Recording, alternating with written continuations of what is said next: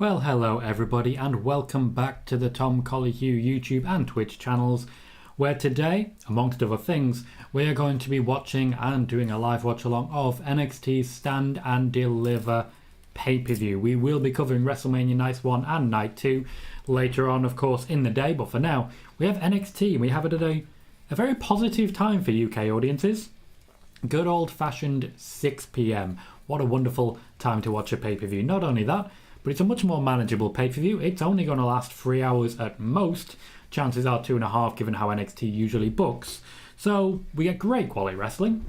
I, of course, am going to have no idea what's going on, but by and large, it should still be quite fun.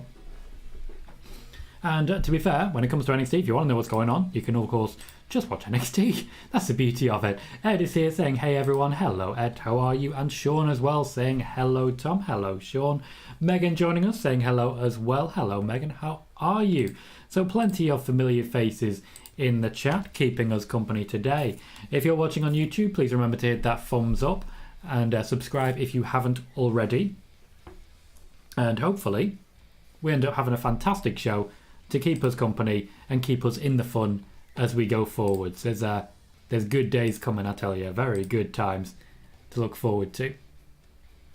I'm watching on the WWE Network. I'm watching with headphones in. And I've got the loud music, but what I don't have is any actual dialogue. So I'm thinking maybe that's coming through the other headphone. Let's find out what's going on there. I'm hearing no dialogue whatsoever. I'm hearing the music. Can't hear anybody speak. Is that just me? Megan says, I'm delighted to have a show at this time. Made the daft choice to say over the whole Hall of Fame there was daylight when I went to sleep. I stand by my decision, Megan, to walk away from that one. It just seemed like the only safe option, to be completely honest. I've got to think long term, think ahead of everything that's going on right now and how focused I need to be going into this. I couldn't do it. I just couldn't do it and watch that whole Hall of Fame. Just did not work for me. Megan says 5:30 this morning it ended. I am very, very happy with my decision. Megan, you're a trooper. You're very brave. And way more brave than I am, I'll tell you that.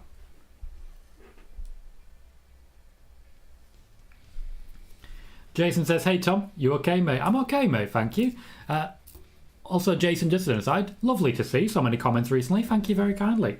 Great to see you mate. And Starling says, how long will this be? It is booked in on the network for 3 hours. It may be slightly shorter, I expect it to be about 2.5 hours because that seems pretty normal for NXT at this point in time. I may be experiencing some technical difficulties because so far there's been no dialogue audible in any of that opening package. Just the music. Am I missing something?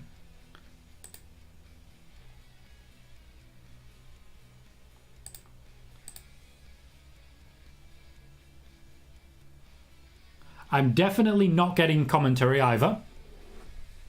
Not sure what's going on there. I've got the right language on. Got closed captions. I've got the backdrop. So I've got the echo in the arena of the commentary team, but I don't have the actual commentary team. Is anyone else experiencing this, or should I be restarting everything? Jason says, no problem, mate. You do great content. Keep up the great work. Thank you, Jason. I appreciate that. Much obliged.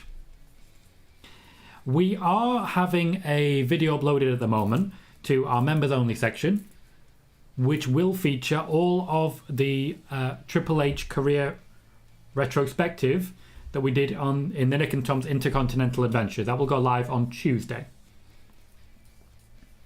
Cameron Grimes is on his way down. We are starting with the North American Championship ladder match, which features a lot of people. Megan says, my audio is a little quiet, but it's fine for both music and dialogue. Thank you. Right, I'm going to refresh this then. Try to work out what's going on.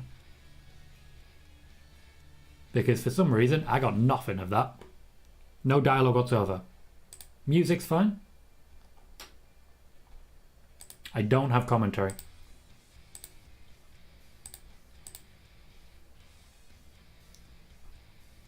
How very strange. Let me try and reboot that from source. Would be kind of harmful to the show if I can't hear anyone saying anything, gotta be honest. Could be potentially a bit of an issue, but let's see if we can get this working. Would certainly make WrestleMania awkward as well. I have to change venue in order to get hold of WWE Network in a different venue. Okay, so we have Stand and Deliver live.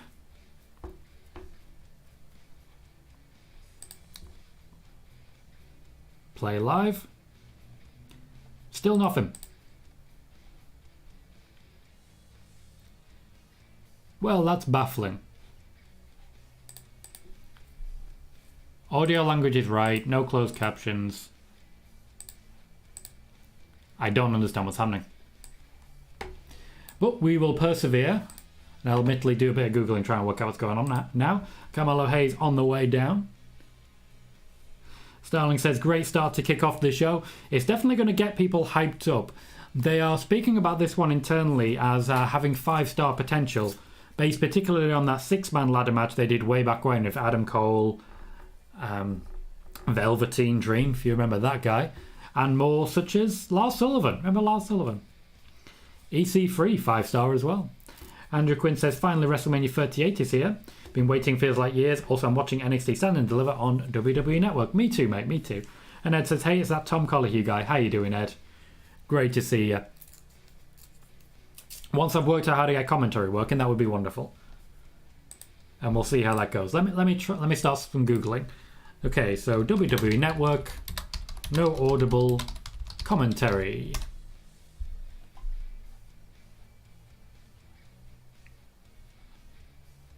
Okay, so far it's just all about different languages that you can change to. I don't think I'm going to get this one working, guys. Zai says, hi all. Tom, if you found out a way to switch off Michael Cole and Corey Graves and co, then I'd say you've struck gold. Sometimes I would agree with you, but in NXT, I don't really know what's going on for most of it. I'm going to be honest with you. I'm not aware of a lot of what's happening. So, it's a bit of a problem for me because I'm going to miss out on basically everything that's happening. Let me try a different audio language, see if it actually comes in. Changing the audio language doesn't change the commentary team. Still nothing in commentary. Don't understand what's happening. Right, bear with me just a second. Let me see if I can try and change my audio settings, see if there's maybe something missing on the row.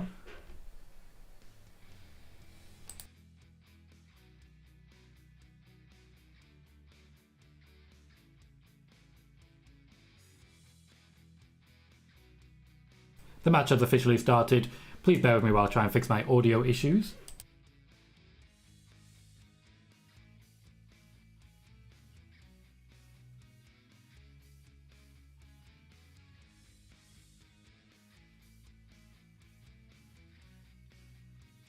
I don't know how this is possible, but it was the headset. I have no idea how that could actually be a thing. I caught everything but the dialogue. It was a headset. Andrew Quinn says, can't believe Samoa Joe joined Ring of Honor last night, but Tony confirmed he signed with AEW. At this point, basically everyone who signed for Ring of Honor should come with air quotes. Because really they're signing with AEW. Samoa Joe's not a surprise. He just wants to go somewhere where they'll let him wrestle. Boss Pedal, welcome mate. Says DDT filmed a wrestling show on a moving train today, with wrestlers getting on at each stop. They also had a live audience in the train seats. They honour the winners of WrestleMania weekend. That does sound amazing. I mean, that's a unique take on a Royal Rumble. I respect the ingenuity. I'll have to check that out at some point. That just sounds like amazing fun. No ladders in play just yet. Carmelo Hayes and Santos Escobar in the ring, having a bit of a wrestle. Everyone wearing very bright colours. Santos Escobar is glowing. Doesn't really dress like a heel anymore, does he?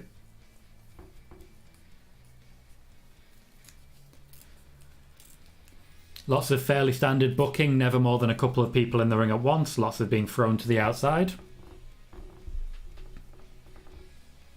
Solo Sikoa's getting pretty good position in here.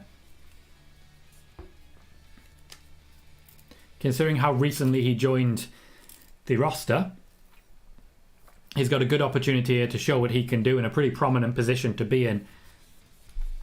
I definitely don't see him joining the Bloodline anytime soon, but I do feel if he can be given just a little bit of time to develop in NXT, he's got what it takes to become a major player. We have our first ladder in play, and in fact 2 ladders at the same time.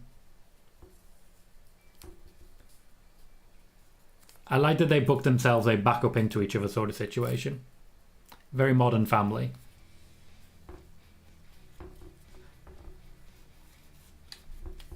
Cameron Grimes really there, just a really fun accidentally in the way sort of thing. Quite enjoyed it.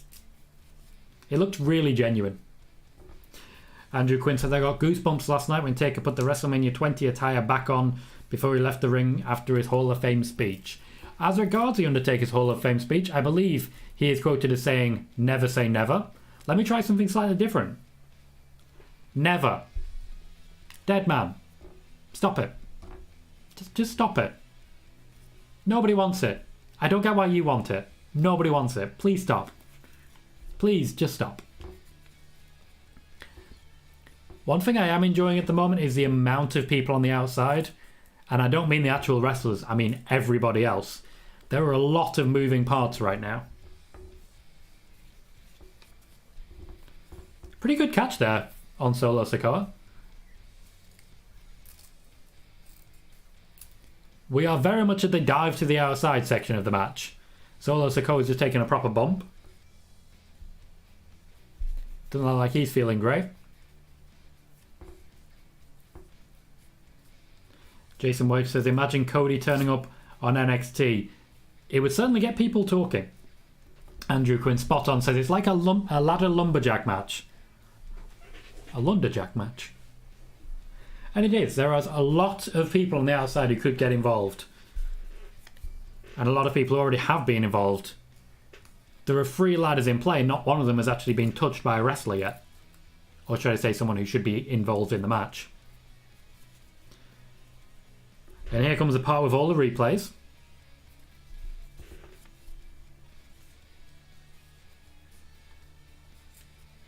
This is certainly cruiserweight style. Very much feels like a WCW opening match.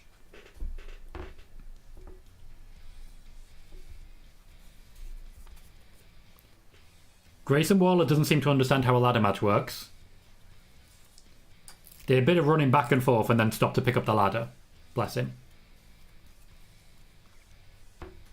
Now, I'm going to be blunt. I have no idea why these men are feuding, if they're feuding. But that gives me a unique perspective because I'm looking at it from the outside, not from the inside out. This gives me the ability to be impartial on that and just to look at it on a case-by-case basis. Is this a good quality wrestling match? So far, it's been okay. Lots of dives. There was definitely a strong dive segment. We've got the ladders involved quite early. And as I have mentioned, lots of different things in play. So there's lots of potential here so far. I enjoyed seeing Carmelo Hayes tracking what was going on behind him there, just to make sure no one missed their spot. Santos Escobar, same deal. Checking behind him. Sidles up to the ladder a bit much. They're making it a bit too obvious for me. I'll bring that a little bit closer so you can see me. Solo Sikoa dives into the ladders and squashes 3 people at once. Nicely done. The ladder comes down and Sikoa just sort of catches it. That was very Samoa Joe.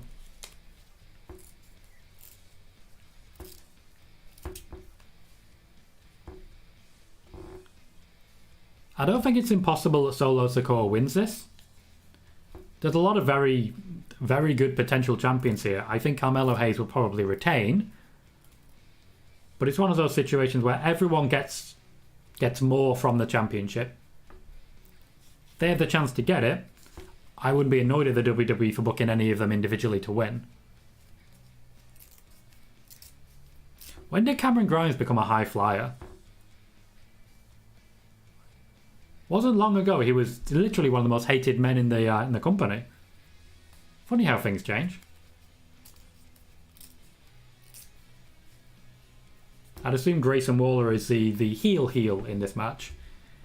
In a match like this, it tends to be face heel, heel heel, heel face, face face, and at least one who the hell knows. Sean says, with Gigi and JC losing on the pre-show, do you see Mandy retaining? Honestly, I don't. I'm not sure. Mandy could retain if it's a breakup of Toxic Attraction, but I don't think we're going to see that breakup. I think Toxic Attraction are going up, and I think they're going up basically Monday. Actually, let me correct that. Friday. I think they're going up Friday. Toxic Attraction would add a lot to Friday nights. Just giving us that secondary top-level heel in Mandy Rose, getting us involved with Sonya Deville again. I think there's immense possibility there. So, yeah, I think Cora Jade is probably taking that gold. I would have no issue with it.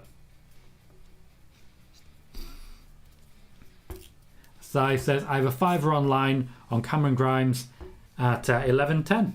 Not bad. I don't think anyone has bad odds. Santos Escobar is probably, if I was going to bet, that would be the one.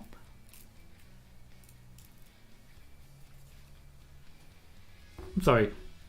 Does Grayson Waller do the RKO? Was that intentional? Andrew says BT Sports tweeted the WrestleMania 38 Night 1 matches and the mystery silhouette next to Seth had hair on it. That means it's not Steve Austin. But what if it was Steve Austin? We've got a ladder in the middle of the ring. Why would you do that, Waller? He's not the smartest man so far, I've got to say. Sean says, did you fall asleep and forget about the Hall of Fame ceremony? I did not. Oh, lovely move by Hayes. I did not. Basically, when they announced that they were going to do a kickoff for the Hall of Fame, it was already 3 in the morning here. I was very tired. I knew it was going to last about 2 hours. So basically, I decided, you know what? Nah. So I didn't necessarily forget. I made the executive decision that it wasn't the right call. That felt like a low blow from Solo Sikoa. It looked nice. Jason Wedge says at least it won't be Goldberg then. Unlikely to be Bray Wyatt as well, to be fair. It depends on the hair in question. Rob says little Cameron Grimes just went to the moon. Absolutely. Escobar now involved. I like that he hid a little bit, making sure Sikoa couldn't see him climbing. Pardon me. Couldn't see him climbing opposite. Escobar seems to be one of those people who will just always be in and around titles. There aren't many of them, but there are enough. Oh! Lovely. Just lovely. A sunset flip powerbomb from a ladder onto a ladder. That is just beautifully done by everyone involved. Everyone involved.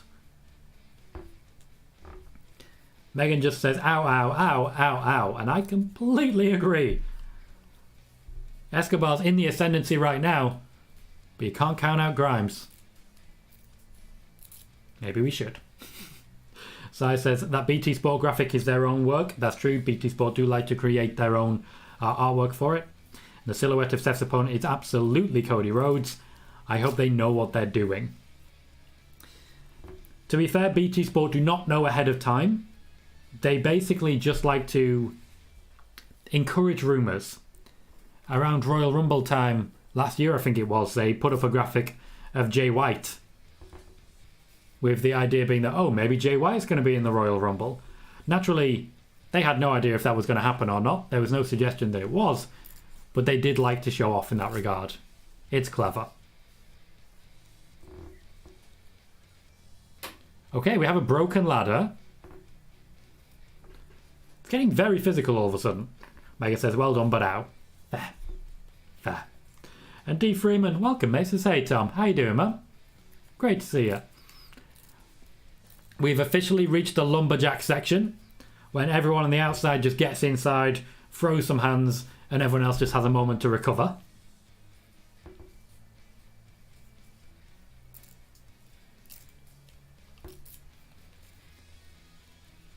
Okay, so Grayson Waller just got taken out from the inside. Nice little crossbody. Cleared slightly, but did what they could.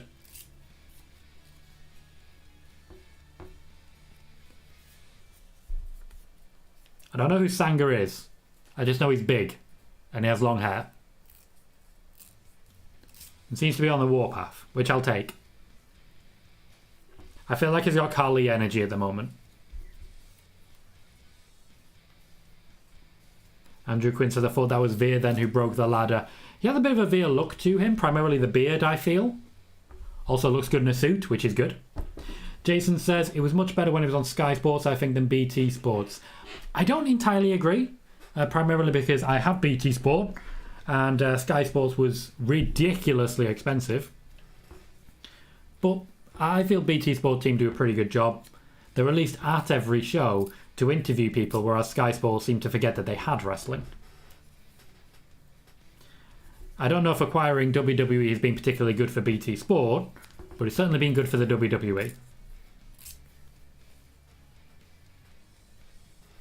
I think Solo Sikoa was trying to do a double Samoan drop there. In the end, he turned it into something, but it definitely wasn't a double Samoan drop. He never quite got the lift he needed there. Good to him for calling an audible, to be fair. Sikoa's heading up again. Escobar's back. The fight very much seems to be between those two at the moment.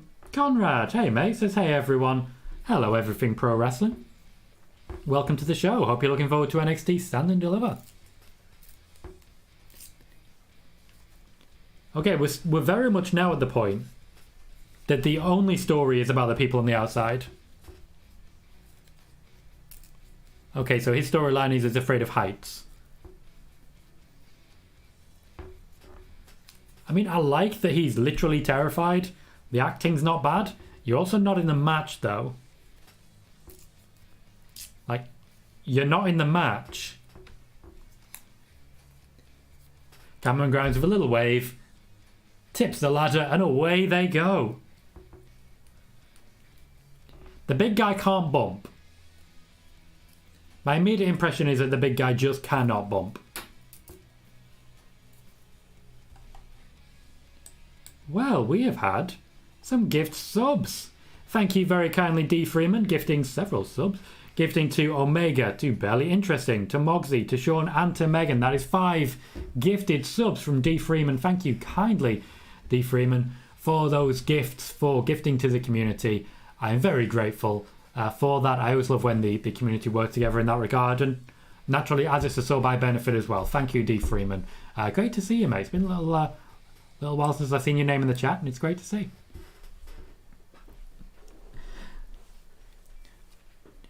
We look like we're coming up towards the finish. Carmelo Hayes and Grayson Waller now. Grayson Waller basically just ran up there. Jason Wedge says, Veer on Monday, that's the moment people will never forget. I hope so. He's been coming for a long time. Honestly, I'm amazed he can still walk. Okay, we have the moment where it's all the ladders. Dominic Perez says, hi Tom, did you watch the Hall of Fame? And last question about title unification. Are they going to stay unified? Thank you. Long term, no. Short term, yes. The unification of the championships is going to be temporary. Essentially, the idea is that it will bridge the gap while SmackDown doesn't have anyone top level. Until they do have people top level, until Drew McIntyre wins it around September, then they will have a draft. So Roman Reigns will have both championships at least for a couple of months, then go down to 1, then go down to none before the draft. It sounds like, hey Jay Quick, how you doing, man? I think I've said that already, but I want to say it again. Hey Quick, how you doing? Rob says, Sensational Sherry wasn't in those matches back in the day either. Bump machine. Quite a few people don't get much credit for being involved in matches like this. Grayson Waller wanted to do a dive on someone, decided instead to go for the championship, hasn't quite got there in time, decided to reach for the inside rather than the outside, which is confusing. Just a moment of, do I want to hurt them? Do I want to go for the championship? I like that. I especially like that he chose the championship. He wasn't a dumbass, which is usual booking. Escobar. Hurricane Rana off the ladder. This man has been the actual bump machine. Escobar. He has been quality. Solo Sikoa with a frog splash. That should put Escobar out for a while now. Sikoa and Escobar have had some really good moments together so far. Cameron Grimes is watching carefully, waiting for his moment. Moxie, welcome, says acknowledge me. Consider yourself acknowledged, Moxie. How you doing? Jay Quick says I'm good. Glad to hear it, man. Glad to hear it. D. Freeman says Grayson Waller got no reaction. That's true. That is true. He got no reaction whatsoever, unfortunately. A very rough time to be Grayson Waller. Moxie says, Tom, will you be streaming until the kickoff show? Not the whole way through, no. I will not be streaming for the whole of the kickoff show either for WrestleMania. As there has been no kickoff show matches announced for WrestleMania, I don't see much point in me actually watching the whole thing. So I'm going to come in 15 minutes before the main show of WrestleMania starts. So that is at 7:45 US time and Eastern time, and 1:45 AM UK time. This allows me to essentially have a good sleep, get something to eat between shows, rest up and do some prep, because prep is necessary. I have no idea how this match is still going. I'm not saying I'm bored in any way, shape or form. It's been great fun. But all of these men have been absolutely destroyed so many times. Megan says there really is grounds for pretty much any of these men to win. That is one of the things that NXT do brilliantly. Particularly over the last 3 years or so. Really making you feel that anyone in a multi-man match deserves a win. Very good booking. Grayson Waller's lined himself up for the Jeff Hardy spot.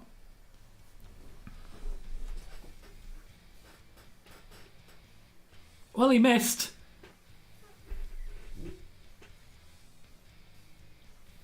He was supposed to go through the ladder with his body. He didn't. He broke the ladder with his elbow and then just hit the floor.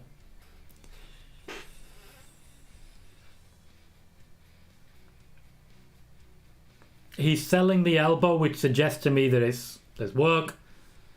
So,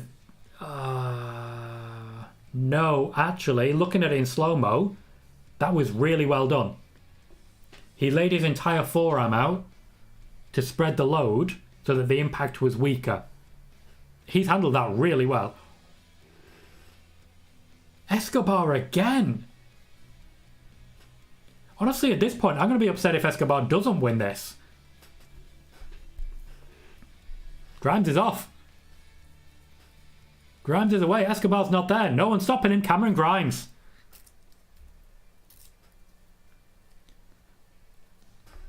Cameron Grimes is the North American champion. There is carnage in and around the ring. Cameron Grimes is crying. Like, he's full on just broken down in tears. See, that's what happens when you climb up a ladder quickly. Wrestlers need to learn that one and need to learn it fast. Carnage. D. Freeman says this run by Carmelo has been real good, just unnoticed on the new NXT. Maybe people should start watching. That was great. Ed Fry says, wow. I gotta say, in my list of people to win it, he was low down. But he was there when he needed to be. He got up that ladder very quickly. Well deserved. He's had one hell of a resurgence in the last year or so. One hell of a resurgence.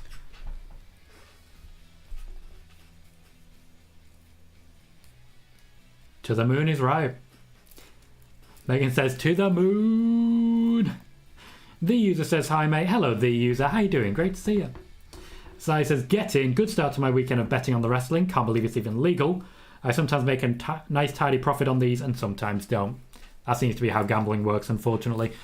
I've considered at times making a few bets, but I do feel quite often I do have to consider it that it might be considered insider trading. I'm quite often told what the result is going to be ahead of time, so I probably shouldn't be betting.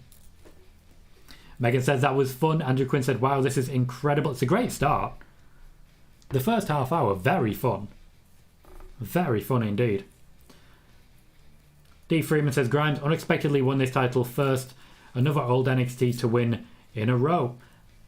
They are essentially moving the longer tenured members of the NXT roster to the top so that they can bring in people underneath them and then ship out those people on top. Quite a few of the old guard will be moving on. We saw Tommaso Ciampa involved in the Battle Royal. He is a Raw guy now. He is. They forget sometimes, but he is.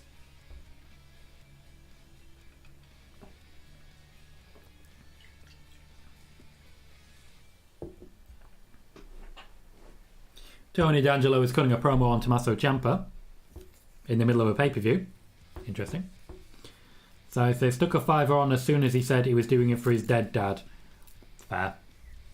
If I'd seen that, I probably would have done that too. Moxley said, did Carmelo lose his title? He did. Carmelo Hayes no longer the North American champion. New North American champion Cameron Grimes, who definitely has deserved it. Andrew Quinn says, Bron versus Dolph will be a great match. I feel like Bron will get his title back. I don't know which way it's going to go. Dolph Ziggler is definitely a transitional champion. He's not there for a long time, he's there for a good time. So logically, I think he'll be losing the championship sooner rather than later. That said, Bron Breakker is already main roster potential. He's already ready for that step up. I'd be putting him on SmackDown. I'd be building him up pretty strong, gotta be honest. Tommaso Ciampa now returning the promo. This is of course a recap. Everything Pro Wrestling says wild match. It was one hell of a lot of fun, I'll tell you that. And Sai says some of the wrestling betting is pretty well thought out. Like AJ versus Edge to go over or under 23 minutes. I've gone over. It's not all wins and losses. Some of it is on Meltzer's star ratings. Ooh. Well. Meltzer usually can track his star ratings over the last couple of weeks and predict his star ratings pretty definitively. Pretty comfortably.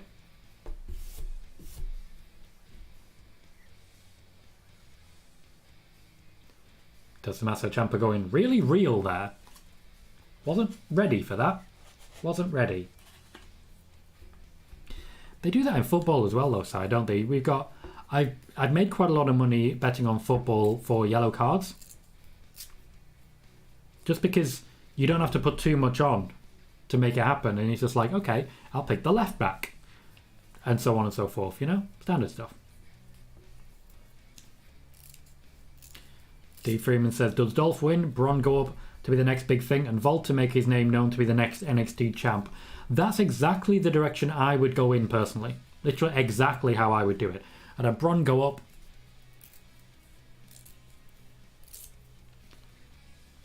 Tommaso Ciampa's chair there saying 9/9/2015, which I believe is when he signed for NXT. And 4/2/2022, which is of course today.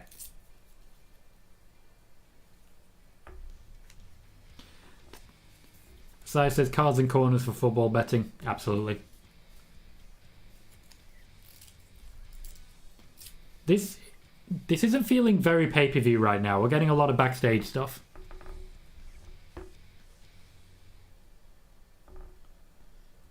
Is that just Tony D'Angelo's entrance? Because if so, it's just further stereotyping. Oh, it is. That's actually his entrance.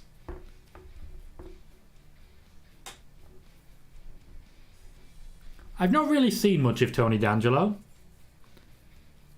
What I'm realising is the level of stereotype that we're looking at here.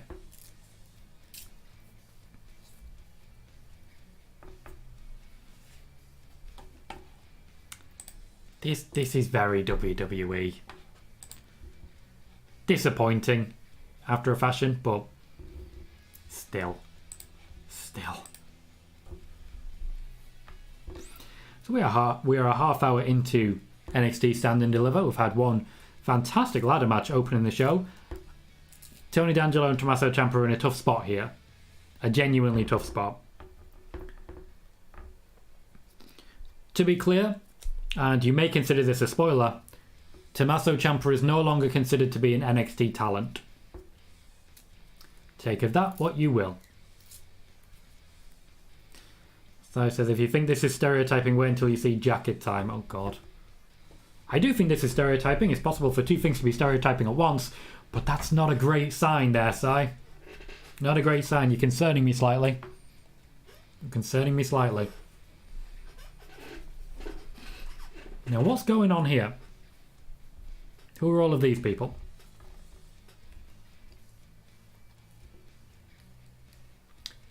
Ah.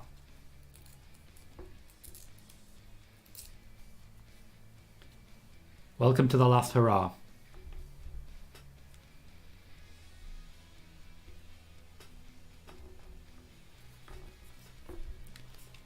They are not really hiding the result here, are they?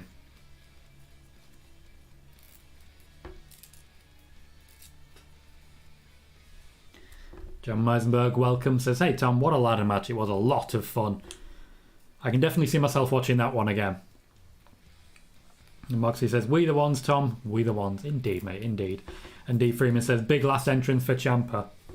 Indeed. I can't think of many other people in NXT who get this sort of send-off.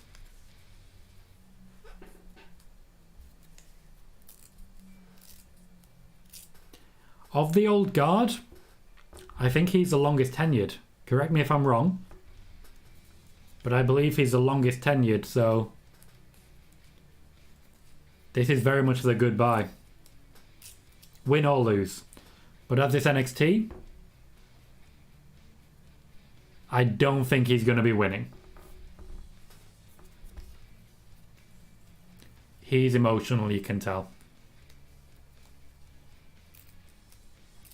Tommaso Ciampa would have happily retired in NXT. He would have happily stayed here until the end of his career. I don't think anybody loves NXT like Tommaso Ciampa does.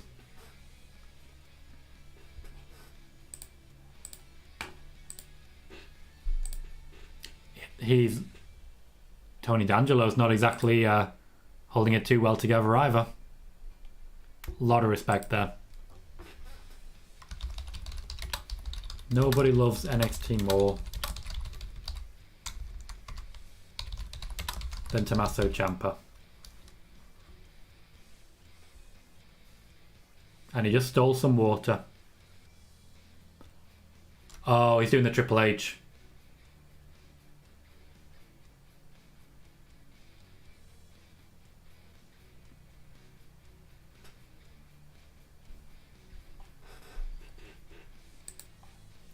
And a bit of a Shawn Michaels as well.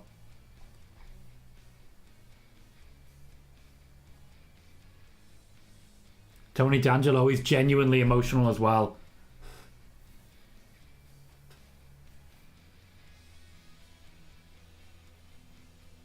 This has just changed the mood entirely. Ed says that was so cool, great entrance. That was a whole package. Yeah, that's hit me.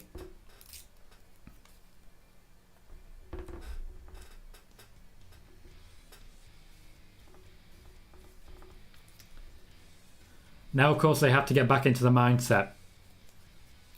Tony D'Angelo needs to get his head in the game and be the heel. And he needs to show a little bit less respect. If this is going to be the last hurrah, you got to make it a good one. D. Freeman says this has to be a big match for Tony D. It does. It does. As much as anything, if this is Ciampa's sign-off, he will have had a say in who he chooses to work with. If he's chosen to put Tony over, Tony needs to respect that. And deliver. Clearly there's a belief in this guy, so now's the time to show it. Ciampa's not a 2.0 guy. 2.0 is designed to help people like him move on to wherever they go next. 2.0 is not made for longer tenured members of the roster such as him. He was always going to get pushed somewhere, main roster or out the door.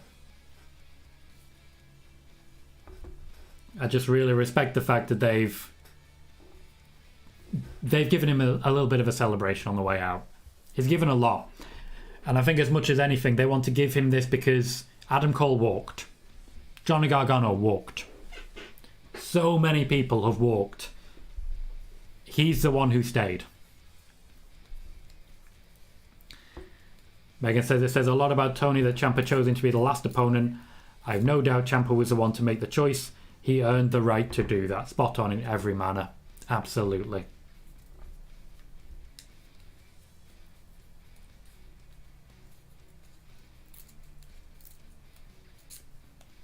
Ciampa's having fun right now, I'll tell you that. He's having a great time.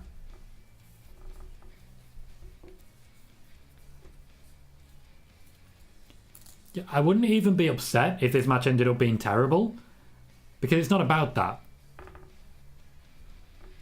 Sean Tommaso has already been called up. Tommaso Ciampa is not an NXT wrestler at this point in time. He's not.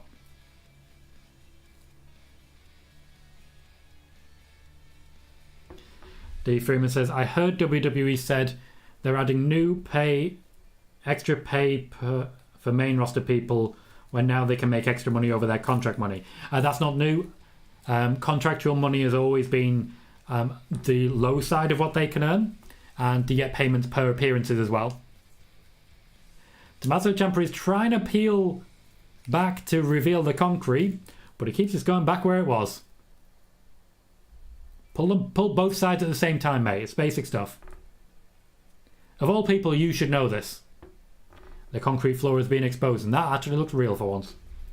Hey, Wiggly, how you doing, man? Andrew Quinn says, I wish Ciampa kept his song No One Will Survive. I kind of do as well. I really like that one.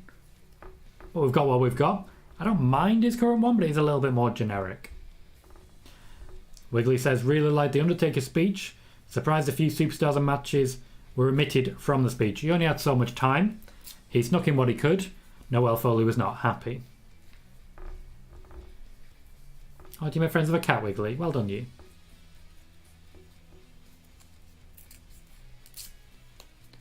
Tony D'Angelo has taken it back into the ring. Taking it back to a wrestling match. Ciampa won't thank him for that. Have they actually just brought a couch out? Like, genuine question. Have they actually just brought a couch out to ringside?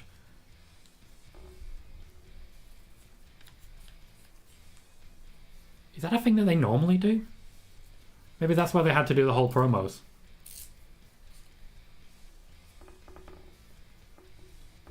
Oh, cool, Wiggly.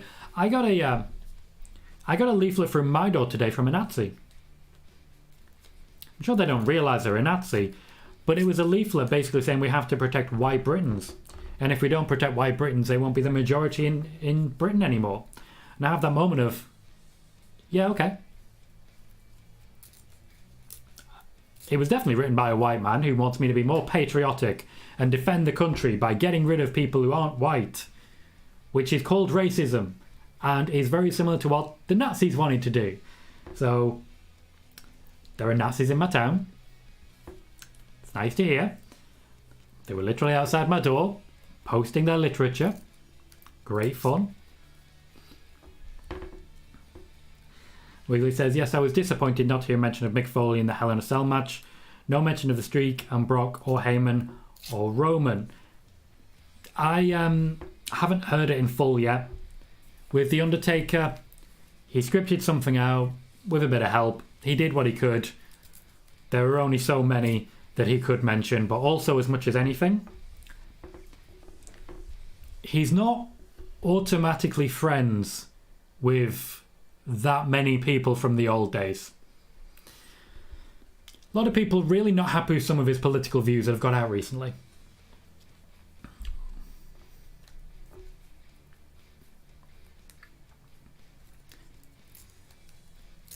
Yeah, that sucks, don't it, Wiggly? It really does suck when people are like that.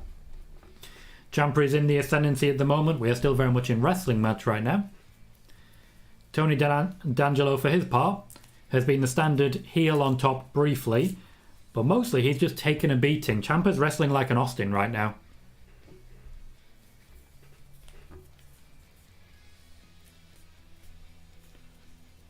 D'Angelo very big on his suplexes.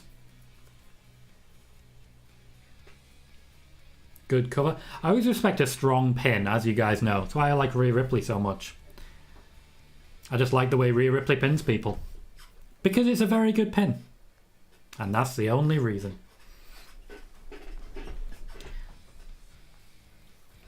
Ciampa's looking to finish. Nothing at this point in time.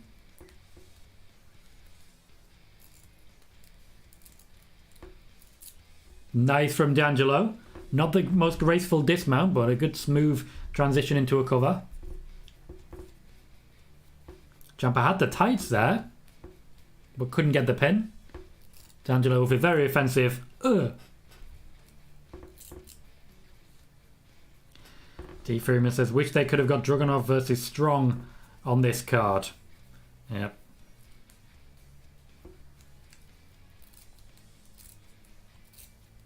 It's not the strongest card they could have had, if you'll forgive the pun. But it's still quite a strong one. With NXT, they tend not to overload their pay-per-views. Usually they're pretty happy with just the 5 matches if they can get them. Making sure all championships are covered as well. As much as anything, it's how NXT books. They don't try to overload their show. You get plenty of different matches and feuds, but when it comes to pay-per-views, they make sure everyone just sort of stands apart at least a little bit. And everything is just given a bit of extra time. Ciampa has D'Angelo at the top.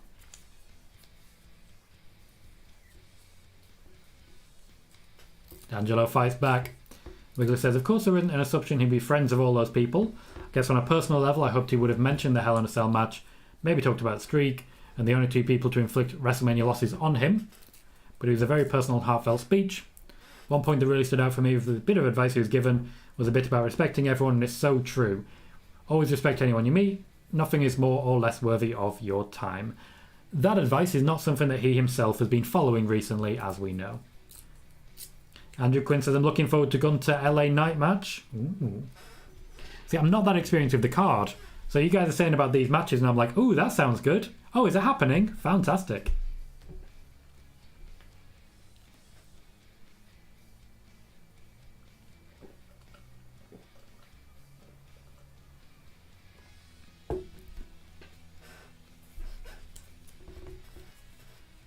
We are down to the point where it's just a lot of punches. The concrete was exposed for a reason, so I'm waiting for that to be involved. But I do think we're starting to come towards the end of this one. It's been a pretty high tempo.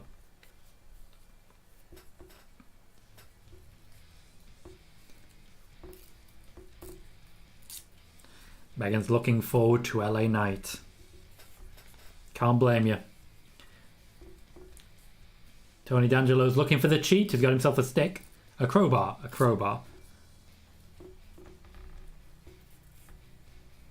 Doesn't really care about the fact that the ref was going to see. Took the opportunity for a low blow.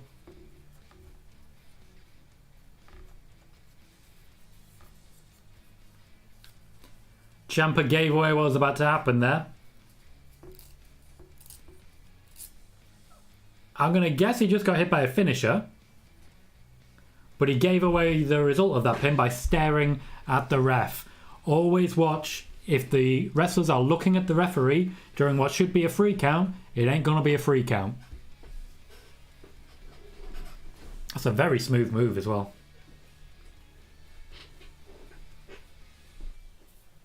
Wiggler says, of course, I never assumed Taker was above anyone else in the business.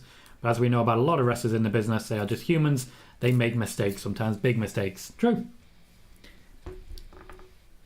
Everyone, unfortunately, has their moments where they make what's called human error. Ciampa looking for his finish. There's our fairy tale ending. And kicked out. Ciampa's not winning this one. He's going out properly. He's going out on his back. And he's going out with a few kickouts. Gotta respect the guy.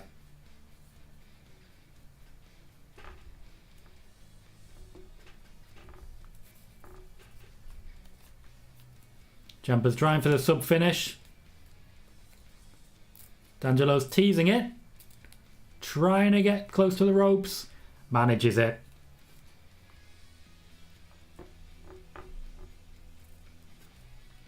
Good match so far. A Johnny Wrestling chant.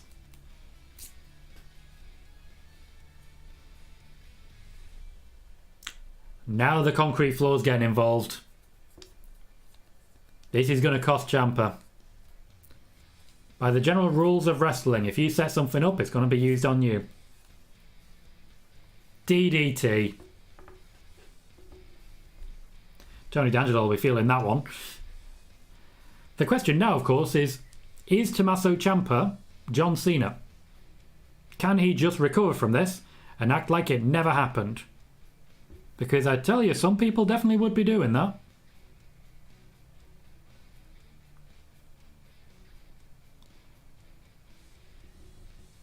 Ciampa looks like he's completely out of it. Wiggly says, your view on Samoa Joe being all elite. Samoa Joe is a very, very talented person. Wherever he goes, he will be incredible. So the fact that he's all elite just means that he's now available for me to watch more of. There is no downside. I just hope that he's been cleared by their medical team as well. Tony D'Angelo picks up the win. Ciampa did not recover from the DDT on the outside. He is unfortunately not John Cena. Meaning that Tony D'Angelo takes the win. Logically now, he's just going to vacate the ring and let Ciampa have his moment. Depends how hot they want this heel to get.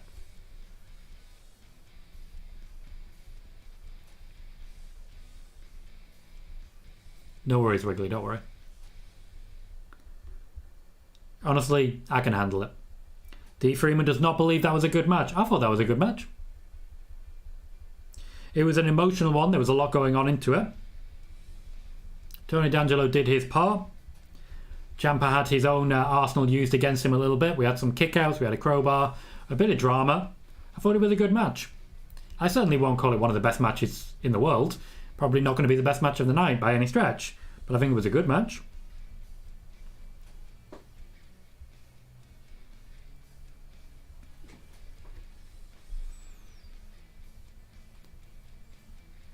The smooth transition into that DDT caught a lot of people at ringside off guard. Very smoothly done. The kick at the end there seemed basically unnecessary. The damage had been done. Tommaso Ciampa's eyes were closed, meaning he wasn't trying to track whether or not he needed to kick out.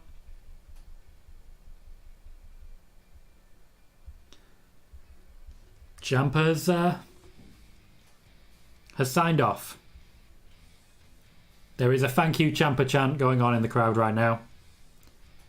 With D'Angelo leaving the ring, he's essentially leaving Ciampa to soak up the applause, to soak up the celebration. And to be respected. Ed also says thank you Ciampa. Megan says, alright but forgettable, which is a shame for the end of Ciampa's run. I've never heard anyone tell me any actual parts of the match that they enjoyed about the match between Shawn Michaels and Ric Flair. The only part I've ever heard about that match is what happened at the end of it. Forgettable isn't that bad on the way out the door. It's not really a problem at all. A lot of wrestlers would be very grateful to have a very forgettable finish. Okay, they did go dark there, but they've come back. If you're watching on Peacock, are you watching live right now? Because they've gone from thank you Ciampa to an NXT chant. And he is being applauded up the ramp. Where undoubtedly the first person to give him a hug is going to be Triple H. He's going to Raw. Or, when I say undoubtedly the first person to give him a hug will be Triple H, or Triple H is going to walk out personally and give him a hug. Literally as I said it.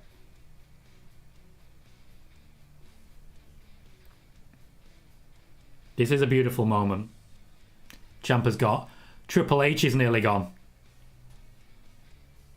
They look like the exact same person.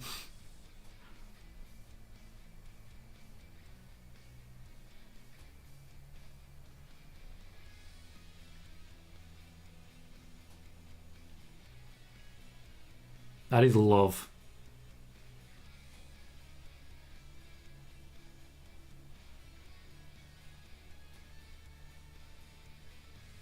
Triple H points at Ciampa for the last time.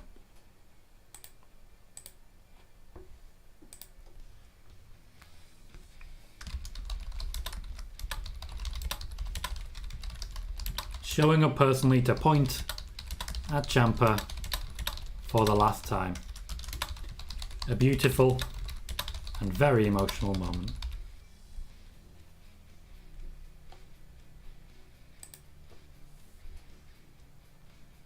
And just like that, Triple H walks away. So that Ciampa can get himself the plaudits and get himself the respect and the love one last time.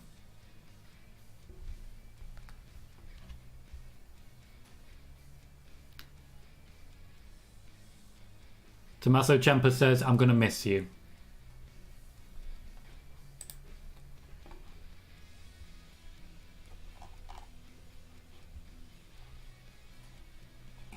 Beautiful moment.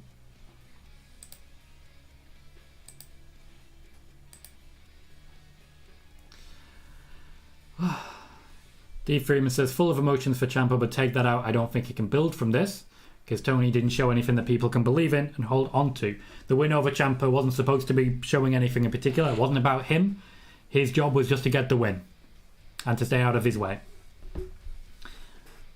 I get what you're saying. Certainly, Tony D'Angelo did not sit there and, did not present himself as the big deal. I believe that was intentional, though.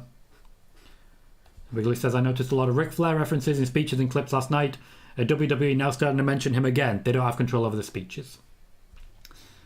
Wiggly says they both look alike. They do. And D. Freeman says he could be Triple H's replacement with how he looks right now. I think that may be a little bit intentional. He's getting called up, Wiggly. He's getting called up. Megan says if it couldn't be Gargano, I'm glad it was Triple H. A shame that they didn't maybe try and contact Johnny Gargano just for that moment. Conrad says, "I cut away to commercials. Did I miss something with Triple H?" Yeah, Triple H just came down to celebrate with Ciampa.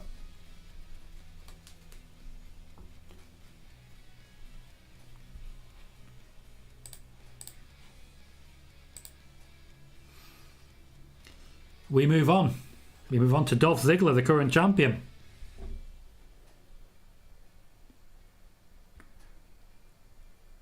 I like how they're phrasing that. Will he continue to throw a wrench in the brand?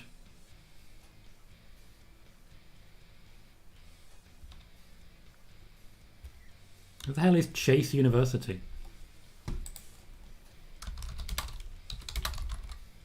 Just going to point out the last thing Ciampa said as he went up that ramp was, "I'm going to miss you."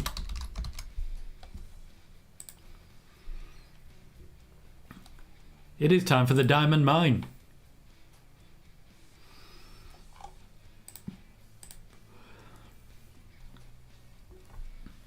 This is the point at which I start to get confused by what's going on, I'm going to be honest here. Dave Freeman says that Evil series is amazing good. I'm looking forward to catching it. At the moment it's mostly Peacock and I just don't have access to that. So I'm looking forward to getting hold of it and just really getting stuck in. The Creed brothers on their way down. Moxley says they better make Ciampa a star and not bury him like they did to Keith Lee and Karrion Kross. Welcome to WWE, mate. He's technically been available to the Raw roster for the last month. Haven't really used him, have they? I'm going to take this opportunity, we are an hour in, to get myself a fresh drink and pop to the bathroom while they make the entrances for this match. I shall be back momentarily. Please don't go anywhere. I'll be back in just a moment.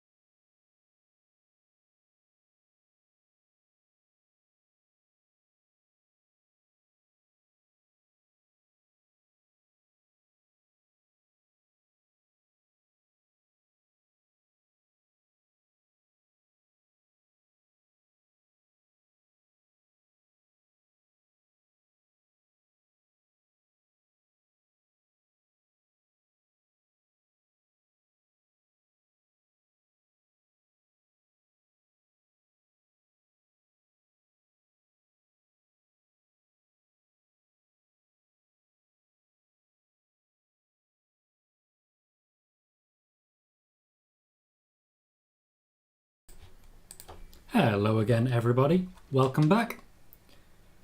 We are just in time for a triple threat tag team championship match.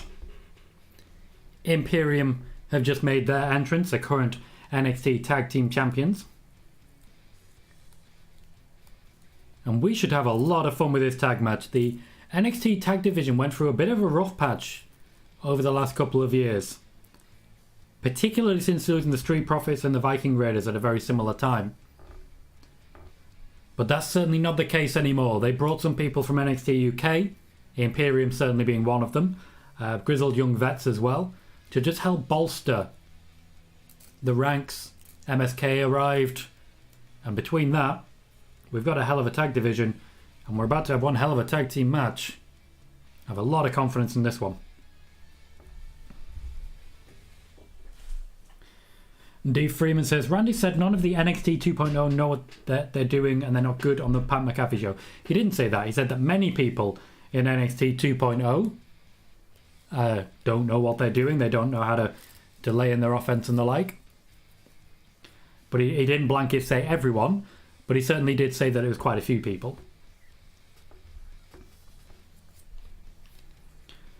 We are very much going triple threat tactics, which means that 3 people will be in the ring, or should I say legal men, at one time. It's a good way to avoid the whole tagging someone else's team in situation.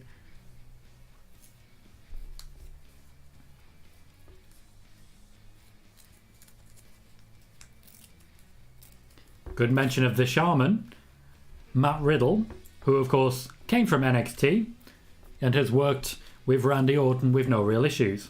To be clear, Randy was not referring to NXT 2.0. He did say people from NXT. But NXT 2.0, he's not really worked with many of them. Or any, because nobody's really been called up from NXT 2.0 just yet. Apart from perhaps Tommaso Ciampa. He and Randy get on pretty well, so it's not that. Maybe he had a match with Rhea Ripley that we weren't aware of. But then she wasn't 2.0. Fabian Bartel is in the ring now. Who's a really funny guy. Just want to point that out. I interviewed Imperium way back in January 2019. Volta tried to steal my phone. Sorry, 2020. Volta tried to steal my phone. He thought it was his. I'd left it on the table to record everything. He thought it was his, and he just tried to swipe it. Megan says they changed Imperium's music and then says a word which I shall not repeat, because it is uncouth, rude, and shall not be repeated. It's just... Megan, you've changed. You've changed. Fabian Eichner's in the ring now. And yes, I'm mostly mentioning Bartel and Eichner by name because I know what their names are. I kind of know the names of MSK, and I have no idea who either of these guys are from Diamond Mine. Apparently they're called Creed.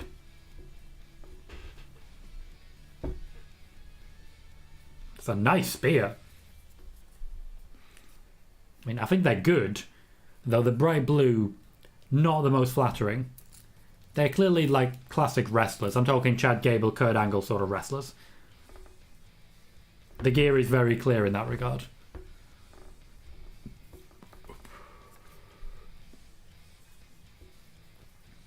Interesting roll to the outside there. Didn't quite go where they were going. Brutus and Julius Creed. Thank you, D. Freeman. I'd imagine Brutus is the bigger one. Because he a brute. I don't know how much I like the NXT barriers. The fact that they're see-through. It's a bit confusing. Yes, Brutus is the bigger lad. Oh, some of these suplexes are scary.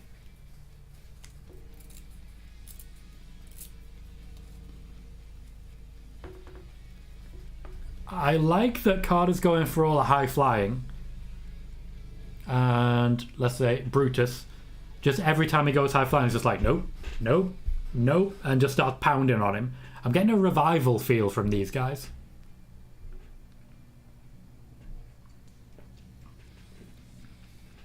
You know, no flips, just fists sort of thing.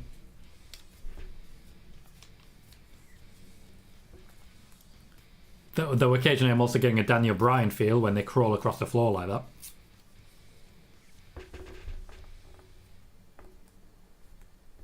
If it's just all power.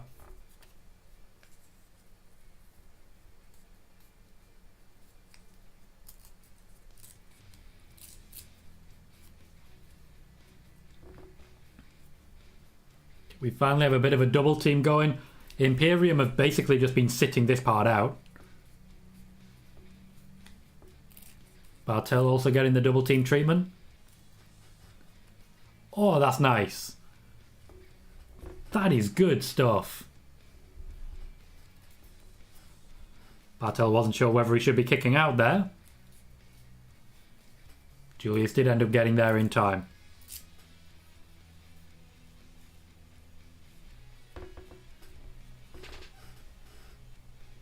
MSK are just a really exciting tag team, aren't they? Just everything they do is fun. Not sure what's happening here. Okay. I think Bartel wants to be the one.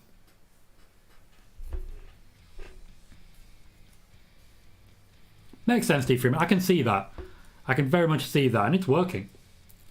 They fit the bill perfectly. Bartel getting some love from the crowd. It's always nice to see. In NXT, even if you're a heel, they'll still give you a couple of signs of respect every now and then.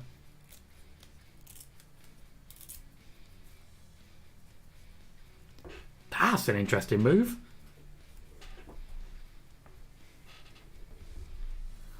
I'm getting talk of the World Cup now in NXT.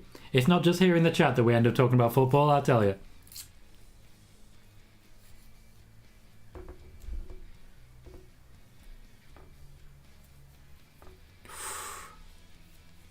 That was a dangerous choice for a body slam. That was a brutal clothesline. Okay, I'm liking everything Imperium are doing now. They are vicious. You can see the Volta inspiration there. I mean, they're already pretty damn brutal, but add in who their teammates with. Wiggly says, what did they say about the World Cup? They were talking about the group stages and the draws, and it was Wade Barrett talking about it. Rob says, I think they're relying on their power while they're likely learning more intricate wrestling behind the scenes. Fair? Fair. I don't think that's the case with Imperium. Imperium are both very, very talented wrestlers. Creed Brothers, maybe. And that does make sense in that regard. Imperium, I feel, are more likely to teach than learn. They've been going for a long time. They are very talented, very experienced. Honestly, it's surprising me they've taken this long to get there.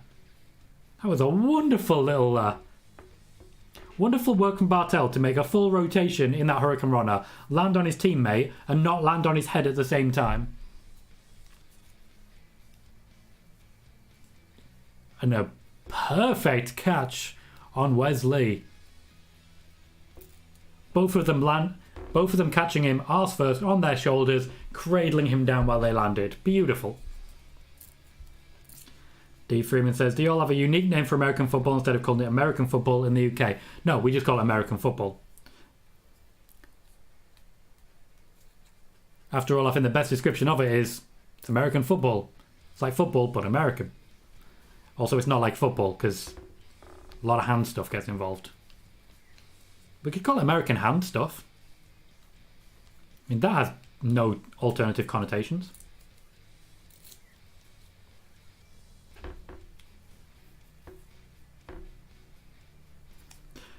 As Megan says, I did watch some of the Super Bowl this year, so I can say with confirmation, it is like rugby with padding and too many adverts. Also, big difference, you can throw the ball forwards.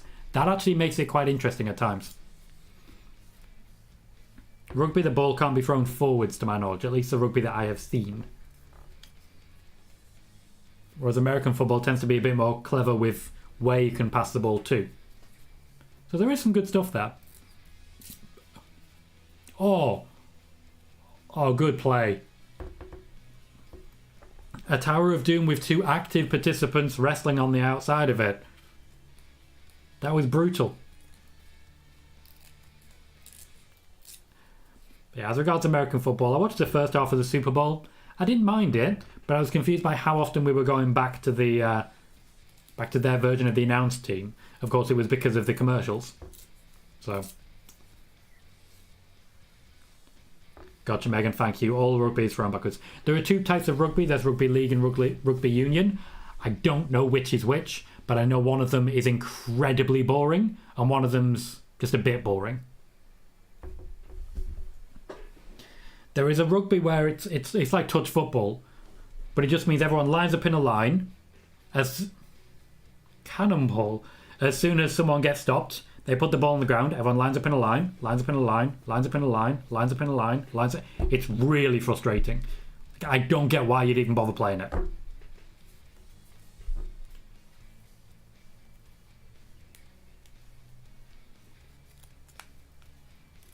Thank you, Wiggly. The cannonball was beautiful, but it really is relying on people to catch you. I know they've all done a good job in doing that, but it's like the trust fall. You gotta be careful. D. Freeman says, one thing I still like about NXT tag team matches is that they use the tag ropes and they can still make the matches exciting. We do still get plenty of exciting tag matches on main roster, just to be clear. I think Usos and New Day would have something to talk about for that. NXT seems to do it more reliably, though. I think a large part of it is how much time is given to individual matches. What happened to Marcel Bartel? I think he whacked his head off the ring apron. Imperium are in the ascendancy here.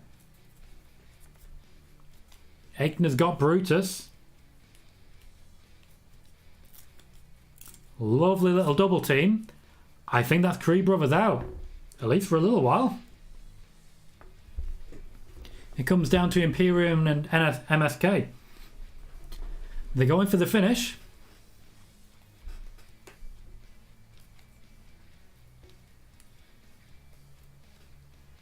MSK getting a bit of momentum here.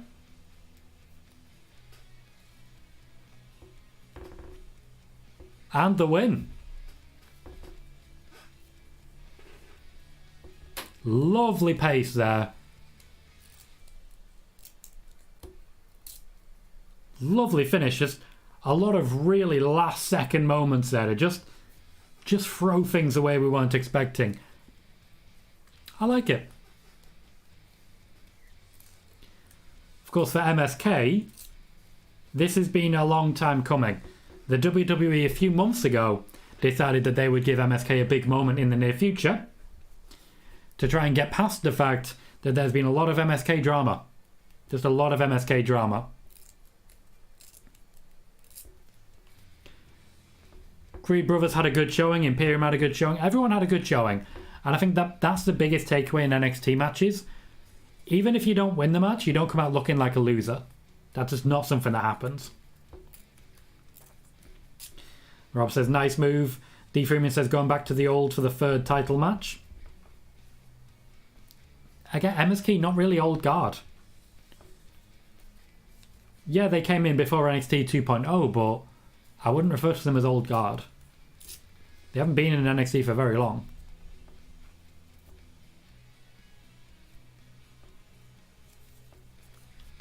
Wesley just had enough time to get what he wanted to say out there.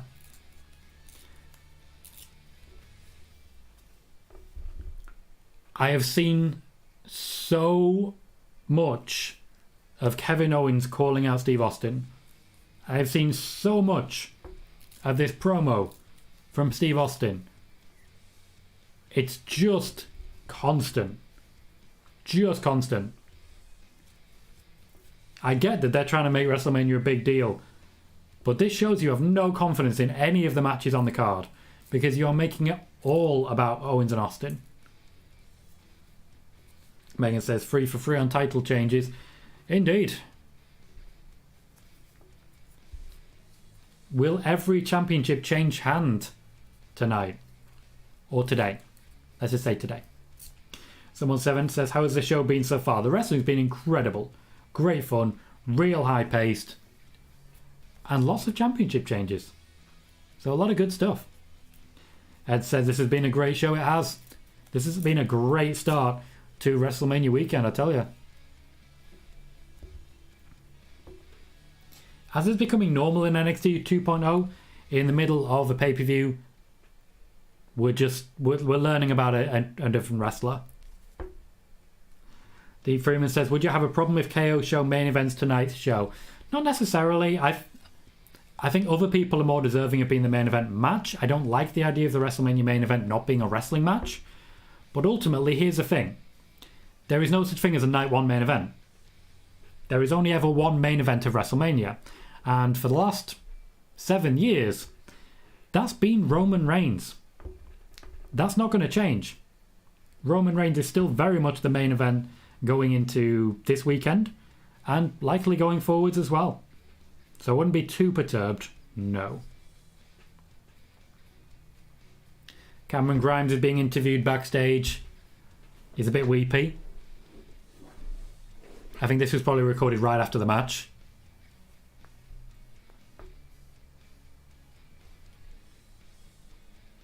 Aww.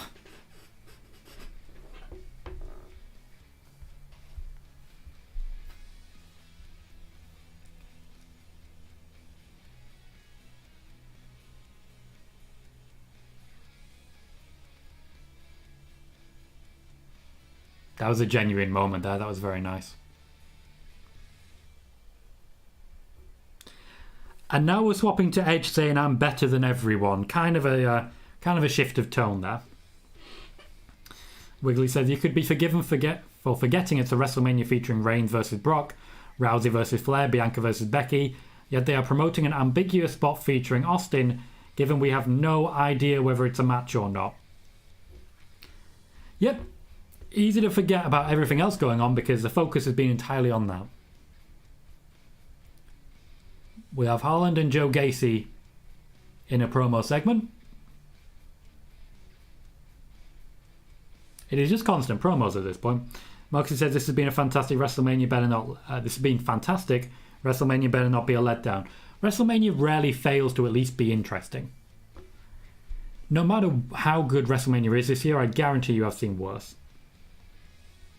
I'm not entirely sure what you mean there, D. Freeman. I haven't seen enough of Lions to be able to say.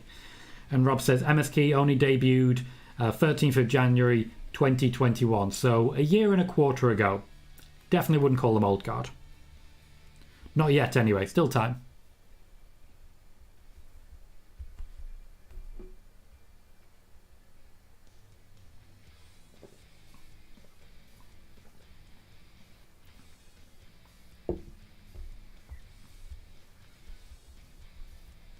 Not sure what's going on with Joe Gacy there. Bit on the nose considering what's going on in the world at the moment. I would have maybe advised elsewhere on that one.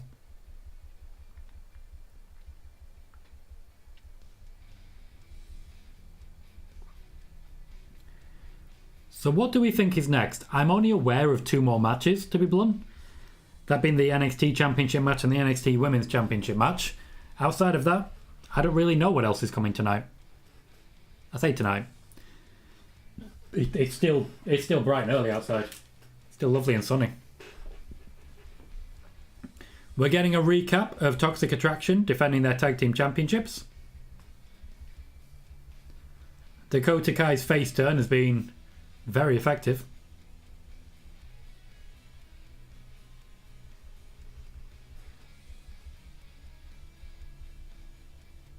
Turns out a lot of people were involved in this.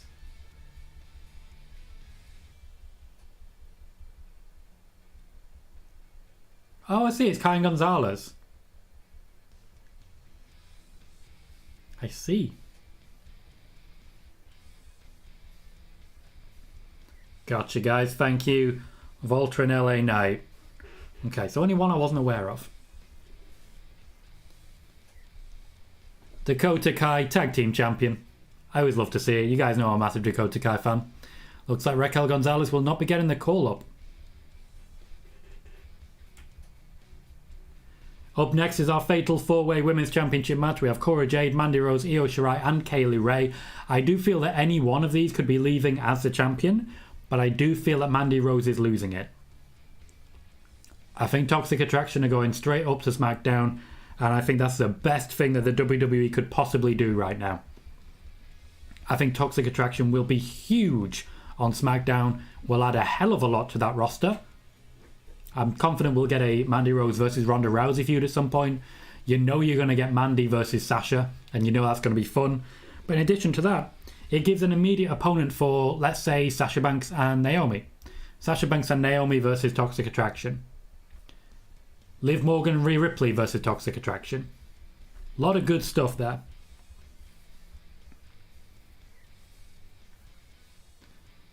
Jay Quick says, I had tears in my eyes when Triple H walked out for the first time in a while to say goodbye to Ciampa.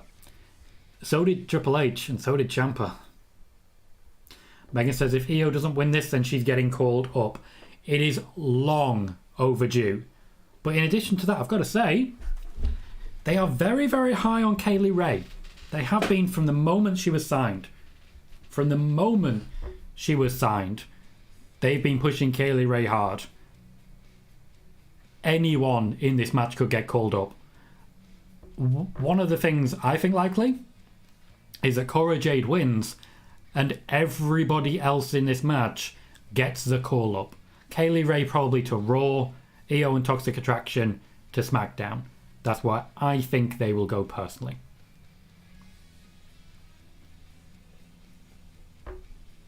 Wiggly says, right, Tom, going to head out. We'll be back in time for the WrestleMania pre-show. Catch you in a few hours later, Tom. Later, fans. Bye, Wiggly. Thanks for joining us. Look forward to seeing you a bit. 2 says, seems like lots of call-ups coming. There are quite a number of call-ups coming. They're currently sort of reshaping what they're doing with SmackDown. Particularly SmackDown needs people, but we're definitely going to see some additional names coming up to Raw as well. Moxie suggests Mandy versus Sonya. That will be revisited at some point. And Megan says Toxic Attraction are also getting called up, but I think they might wait for the draft to do it. I think Toxic Attraction are straight away, personally.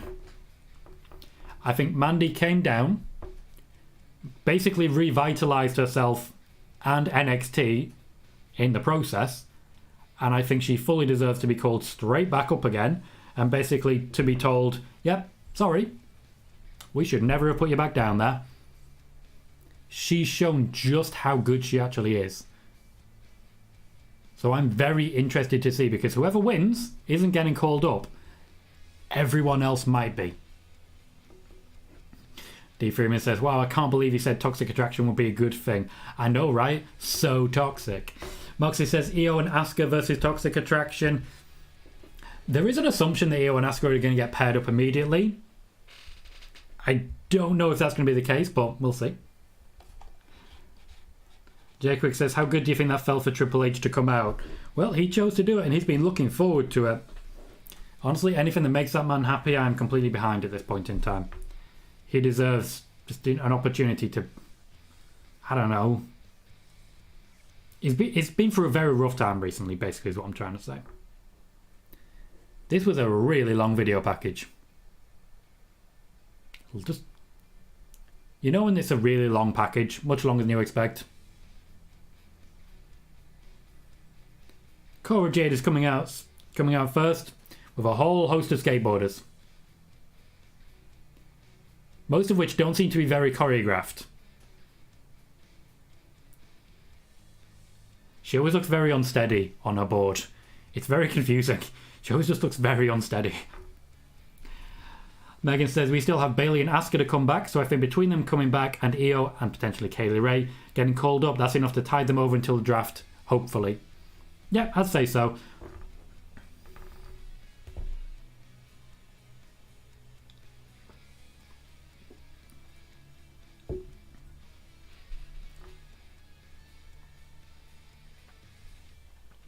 Jaden Welcome says, oh my god, didn't know you were live. Yep, live and in action, after a fashion, for NXT Stand and Deliver. We will also be live, of course, for WrestleMania Nights 1 and 2 shortly as well, so keep an eye out for that one. Megan says, Cora's getting the big entrance in NXT Logic. She's likely winning. Cora is one person getting a big entrance. I mean, Kaylee Ray's entrance isn't exactly bad, is it? Not exactly bad. Jake Quick says, could they add Sonya to Toxic Attraction? They could. I don't think they would. I don't think she'd want to, basically. It's one of those things. They could do it. Doesn't make much sense to me personally. So I don't think they would, but they probably could. But I don't think they would. Yeah, I stand by what I've said there.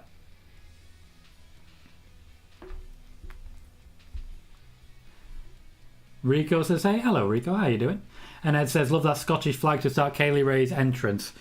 She's very proud of who she is. I've interviewed Kaylee Ray.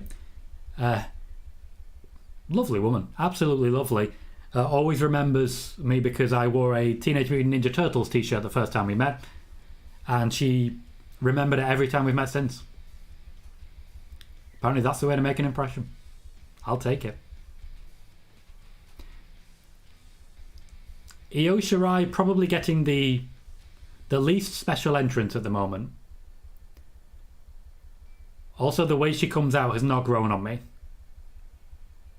She comes out, she sort of goes like a wacky waving inflatable arm flailing tube man. I don't get it.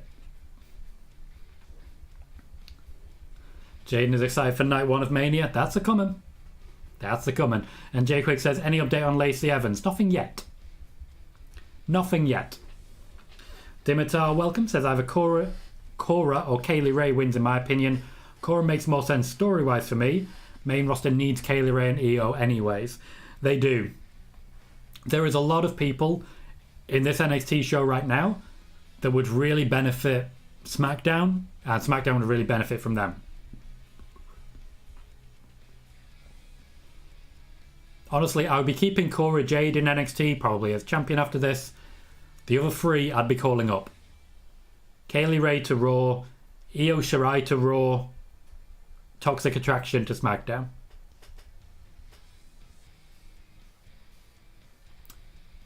Well, you talk about big entrances.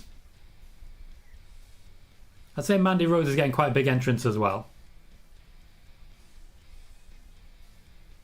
Simon says, hey Tom, just dropping in watching the football today. Chelsea lost 4-1. Wow. Wow.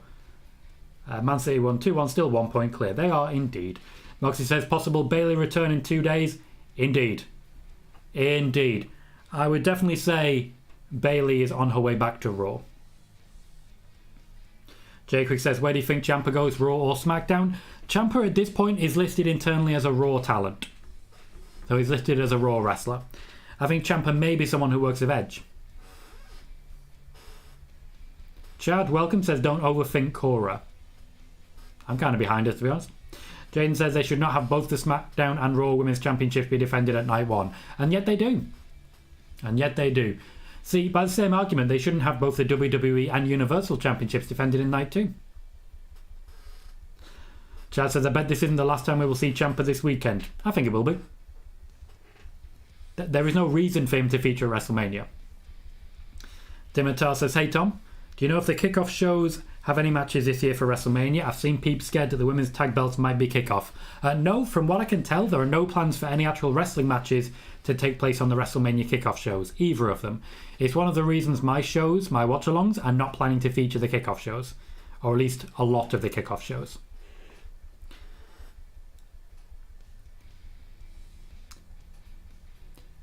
Mandy Rose just looks finished now. On the main roster, she was just sort of there. She never looked confident. She never looked sure of herself. She looks fantastic now. Yes, Robs, it's a new Women's Championship, isn't it?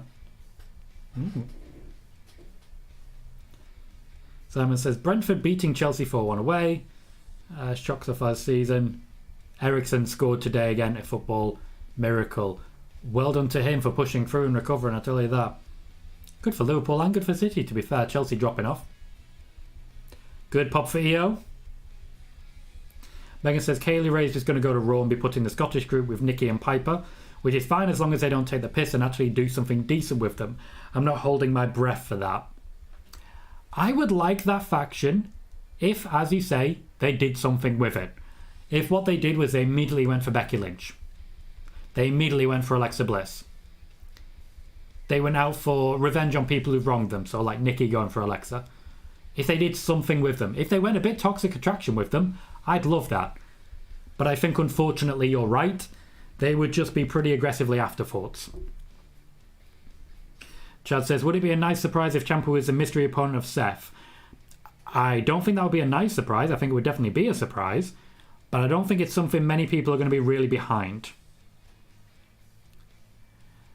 Jaden says, no F1 race this weekend. Indeed, nothing from the F1 this weekend, but we will have an early one next weekend that I'm going to be watching quite early here in the UK. Even earlier in the US, I tell you that.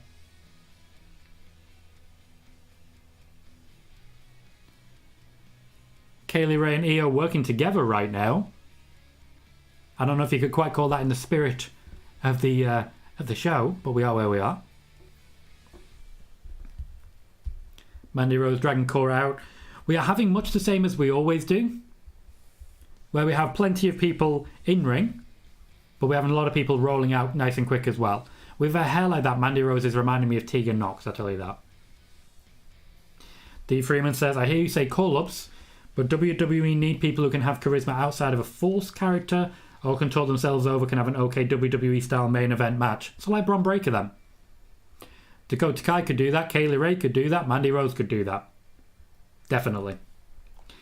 Jay Quick says Samoa Joe is all elite, and indeed he is. He's back. I suspect the delay is just based on getting him cleared before they could sign an official contract.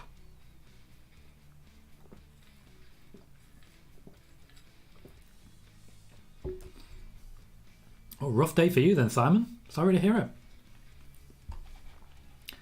I've forgotten to say this for the last hour or so, but just as a reminder, if anyone is watching on YouTube, please do remember to hit the like button. Every like makes a pretty big difference to the growth of this channel. We have slowed down pretty significantly over the last couple of weeks in our individual growth. We've been at 1,056 subscribers for the last 2 weeks. I'm not particularly upset about that. We're monetized, we're making money, and we're having fun. So I'm not particularly concerned, but please be aware every like does help and help us to continue our growth. So it can make a really big difference, and I appreciate the support whenever it arrives. So if you can click like, please consider doing so. D. Freeman says, do you know how Kaylee Ray and Io got in this title match? They won the tag team tournament and cashed in for a women's championship match rather than a tag team championship match. I have no issue with that. It's different, and the fact that they're now competing against each other has added a lot. Mandy Rose is working entirely on the outside, and I like that. Good old-fashioned heel stuff. Jay Quick says, Minoru Suzuki won the Ring of Honor TV title. Good luck taking that title. Yep, it's gone. Pardon me. It's gone for good. Let's just call it. It could be worse. He could be trying to take on Minoru Suzuki. Don't. Just don't. If you have the option of ever fighting Minoru Suzuki, just say no, kids. Just say no. Jane says, did you buy 2K22? Nope. Still not seen anything that has convinced me that I want to play it. Nothing. Simon says, I'm still confident Sasha and Naomi are still winning. The betting odds are pretty much the same. Yeah. They're the betting favourites, and I'm pretty sure they're the favourites as well. Cora Jade really took that spinebuster wrong there. She did not lean back as she should. She did not tuck in her head.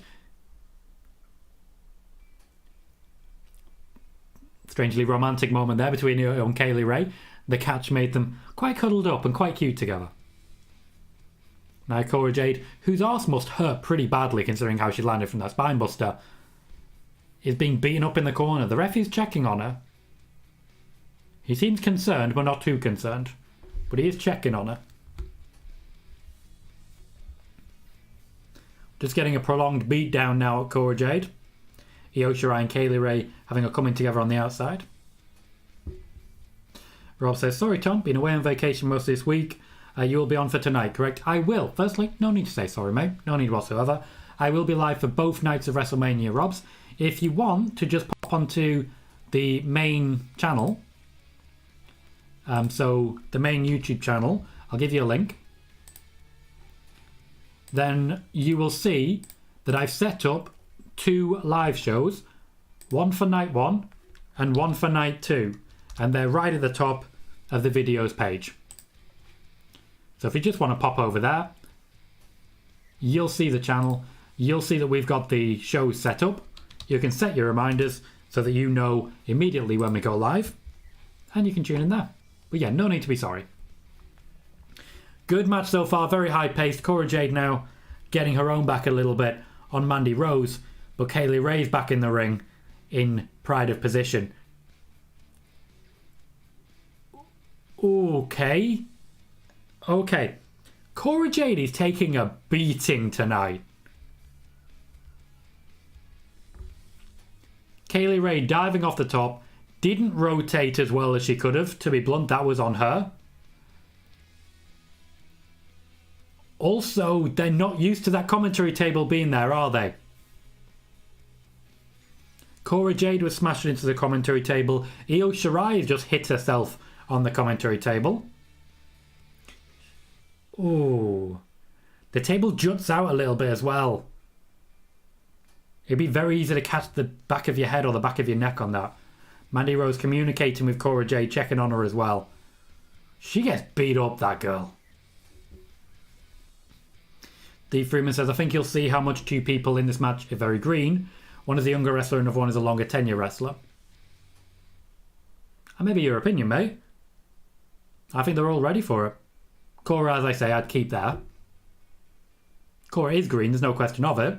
But that's why she's in NXT 2.0. Simon says, Sasha has been booked very well last few years and wins a lot, the star she is.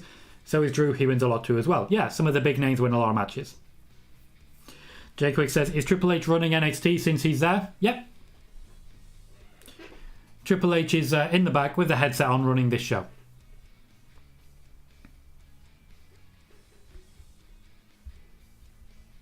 Mandy Rose now getting back involved. Trampling all over Kaylee Ray to do it. Io Shirai, very interesting fall outside. Mandy Rose went for the cover, couldn't quite take ownership of that one. That is an interesting submission hold. Mandy Rose not really selling it as well as I'd like. Oh, lovely. Lovely from Io. There's a submission ongoing, but she went into a cover.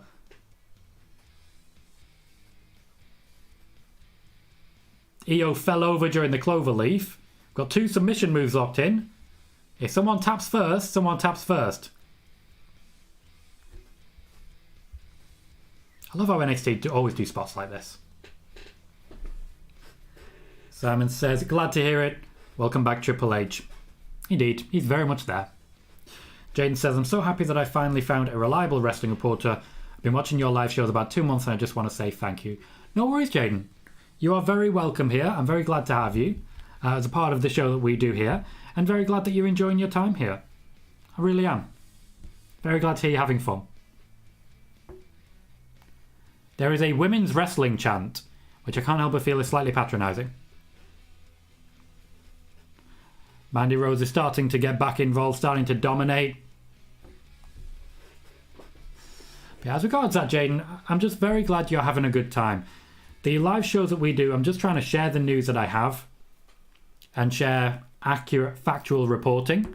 Not everyone likes the way I do things. Not everyone likes what I say, but I'm happy with the reports that I'm making. I'm happy with my record. And I'm very happy with the amount of things that I've said before anyone else right here on this show. So please continue to spread the word, guys, and continue to encourage people to come and say hi, because I'm having a great time hosting these shows. And if you're enjoying them, then I'm definitely doing something right. Jay Quick says, hashtag Team Colohue. Indeed, mate, indeed. Dog says, this has been a good show so far. Completely agree. The wrestling's just been very high quality across the board. Haven't been bored for even a second of it. Lots of many people in the ring as well. So far I've only had one singles match. Nice from Kaylee Ray and Jade there. On the apron, which if you didn't know is the hardest part of the ring.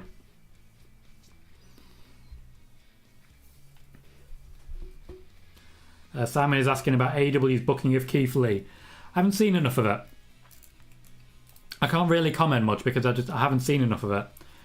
I think as much as anything, AEW has a habit of bringing in wrestlers allowing them to hit the ground with a lot of pace and a lot of heat, and then fading them into the background intentionally for a little bit so they can climb back up the ladder.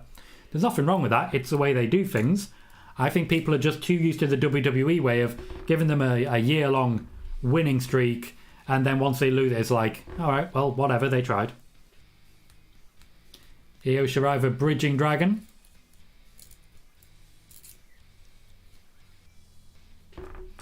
Jay Quick says, why do you think they put Dakota Kai and Raquel back together?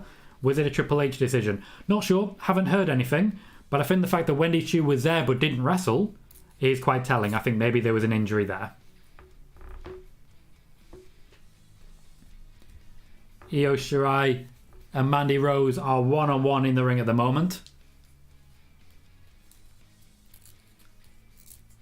Strong Let's Go Mandy chant here. Considering she's the heel, that's quite surprising. Shows how over she's gotten in her time in NXT. We're going up to the top rope. Also, I've just noticed the massive WrestleMania sign.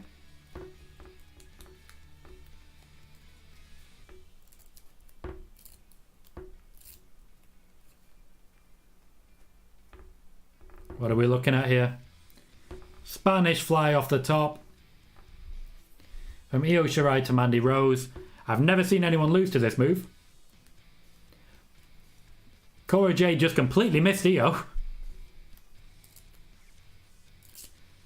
Went for the dive off the top, completely missed Io. I don't think we're going to see a replay of that one. So once again, Cora Jade is taking a beating. But in that one, kind of her own doing. Kind of her own doing. You might be slightly ahead of me, Doug. They are. So I've got a replay of Spanish Fly, which looks fantastic. And a very clever replay. Nope, they showed it again. They actually just showed it again. She missed. She just missed.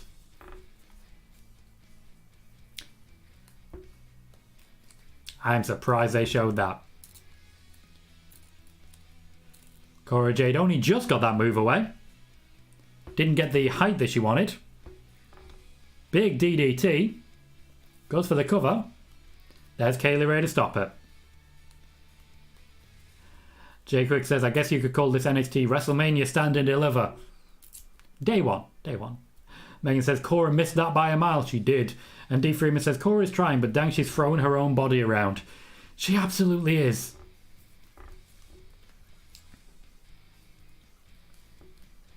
Kaylee Ray hitting her finisher now. On Cora Jade, but he's not going for the pin. He's instead going up top. Io is thrown away. From Kaylee Ray off the top. It's creating opportunities here. Going for the moonsault on Cora. Well, she can land it. Also not going for the pin. Here comes Mandy Rose with the knee. Goes into a cover on Io. And wins. Why does no one try and pin people? Mandy Rose retains. Nice and clean. Guess Toxic Attraction are not going up after all. But we can still look at Io and Kaylee.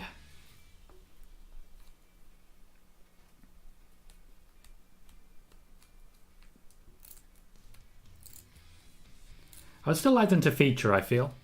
But I think that's just me wishful thinking at this point.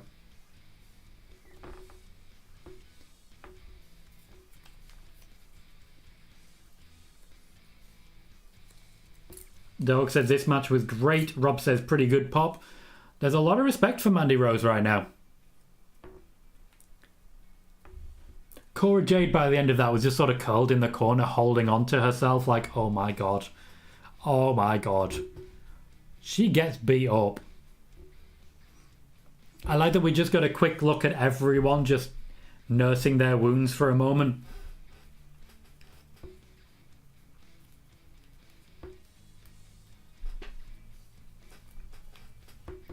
Megan says, okay then. That's Io and Kaylee going up then. I would say so, yeah. Straight from the Dusty Classic. Possibly still as a tag team, to be fair. I wouldn't have any issue with Sasha Banks and Naomi versus Kaylee Ray and Io Shirai, I tell you that. Oh, Liv Morgan and Rhea Ripley versus Kaylee and Io. There's just a lot of good opportunities. Doug says Mandy going to NXT might have been the best move for her career. I don't think we can say might. I think moving to NXT was the best thing Mandy Rose has ever done. Because she's been fantastic. Absolutely fantastic. It has revitalized her career. Megan says, maybe I wasn't so wrong with them keeping Toxic Attraction in NXT a little longer. Oh yeah, absolutely. When it comes to the call-up, I'm just sharing my opinion on it. This is not a report, just to be clear. I still think they can be added to SmackDown and do great things there. But if they want to keep Mandy there, all power to them. She's doing great stuff. I'd probably keep her as well if I was booking it. There's quite often a tug of war going on.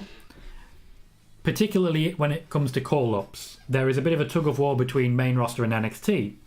The fact that Triple H is back means that nowadays NXT will start winning again. That's the big difference. Dexter Lumis is about to become the sexiest cowboy. I don't know why it's a thing, but...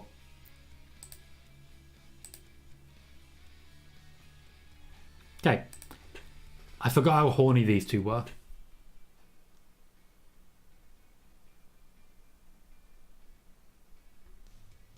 Sorry. I forgot how horny these four were.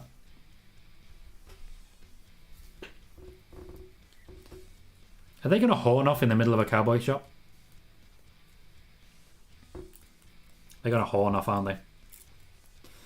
Doug says, seems like Mandy is having fun as well. She is. She's really enjoying this. Jay Quick says, I wonder if Mandy misses Otis. She seems to have basically forgotten about her. And Megan says, I genuinely thought Mandy was going to lose. Me too. Me too. May have changed with Triple H returning, but I suspect she was meant to retain anyway. I find it a lot harder to predict NXT matches because they don't quite work the same way. These four are going to end up in a faction, aren't they? Okay, good use of Dexter Lumis there.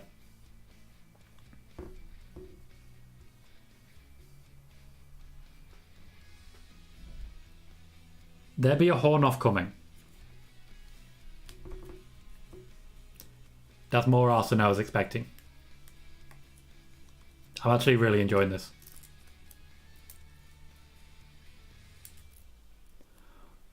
Wait, don't just... What? Oh, they just finished that. They just finished that.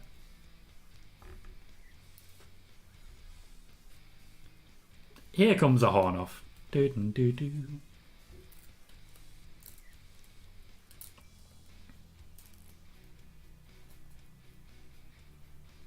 Wow, 89% to 11%.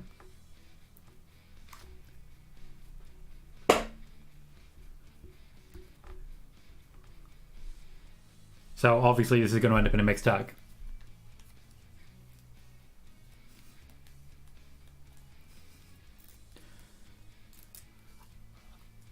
I don't know why I love this so much, but they're clearly just going to be the best of friends.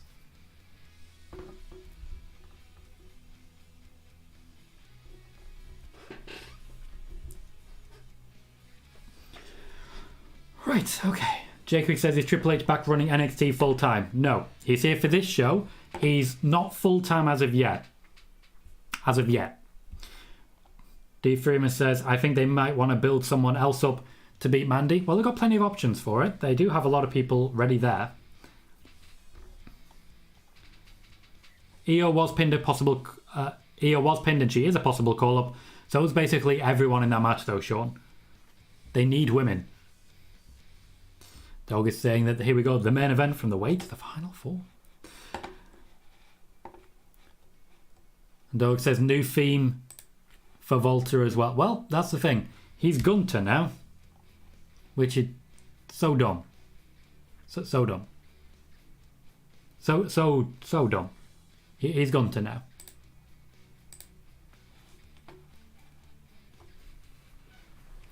Thank you for the update there, Simon. Very glad to know that Man United are not doing well. I'll have to have a look at the table, but it seems there's going to be a bigger gap between that first, second, and then elsewhere. Guys, once again, I was talking about possible call-ups. Almost everyone here is now pointed out that maybe she's not getting called up. Firstly, nothing saying she's not going to get called up. There is still every possibility of that. Secondly, I'm just talking about what I want. We don't need that moment where like everybody says, yeah, she's not getting called up. We're okay. Megan says, just because the American Crowns didn't sing along with Symphony No. 9 doesn't mean it needs to be changed. I agree. I really enjoyed it. UK crowds will still do that. Jay Quick says, Triple H probably said, hi Volta. He's like, I'm Gunter. Well, if that was the case, Triple H would probably have said, no, you're not. Well, just scrap all that. No, you're not. Matthew Brenner says, you might have answered this already, but where is the confidence level with USA being in the same World Cup group as England? High. England are very good defensively, and that will definitely give us a lot going forwards. There's a few USA players I'm a little bit scared of. I can't remember his name, but he's called Christian something. He plays for Chelsea, and he's just really very good. Used to be for Borussia Dortmund. But other than that, I feel we can be confident as England of getting through that group. It's just after that that it's an issue. Gunter looks very different. Just very different. I feel like there's less of him. Gotcha, Matt. I still remember when you popped over here the first time. Thanks for joining us. Megan, just enjoying the fact that LA Knight is on screen, says Shane is about to get chopped into next week. Yeah.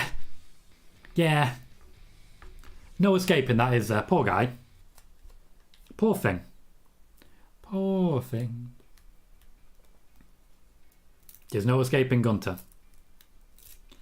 Sean says, I hate to say it, but Cora might be on the chopping block. She's not.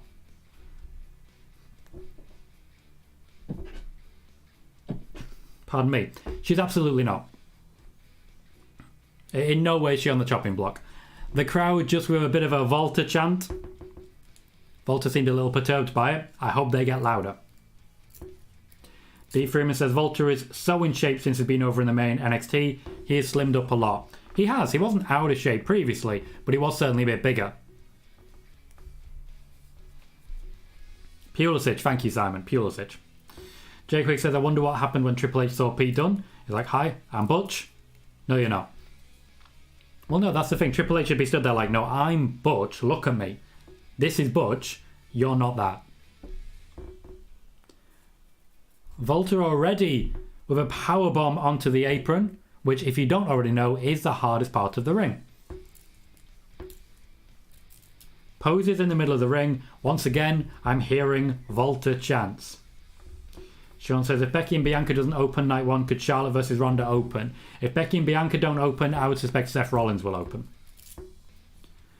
Megan says, I don't know what it is about LA Knight. He's not the type of guy I tend to go for, but for some reason, I like what I see. There's no downside to that, Megan. We can like a variety of things. If you look at my history of partners, you won't find a correlation in basically any of them. It just doesn't make sense, as it were. You won't find that correlation because I'm attracted to people, not physical appearances. Now, obviously, there are certain physical aspects I go for more than others, but you like what you like. And the most important thing is just to remember that you like what you like. D. Freeman is saying there's a heel turn for Bianca after her loss and heel turn for the Street Profits as well. Why would that happen if Bianca's not going to lose? Is there a source for this, D. Freeman, or is this just what you think is going to happen? Just want to be clear on that, because I've heard people say there's going to be a heel turn, and I've seen and heard nothing to indicate that. If anything, I would say Bianca's going to destroy Becky. So it'll be interesting to see how that plays out.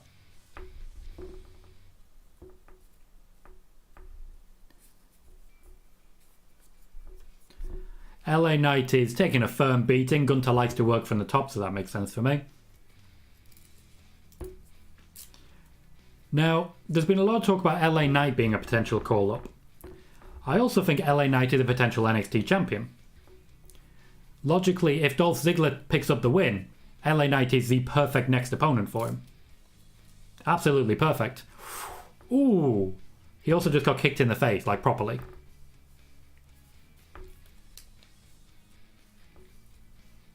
If I was going to make wagers, D. Freeman, I would definitely make it on the online betting sites. Also, I don't gamble because I usually have at least something of inside information. Now, admittedly, I don't know the finishes to wrestling matches very often, and I'm not speaking from a place of knowledge on that one, but no, I don't want to make a wager.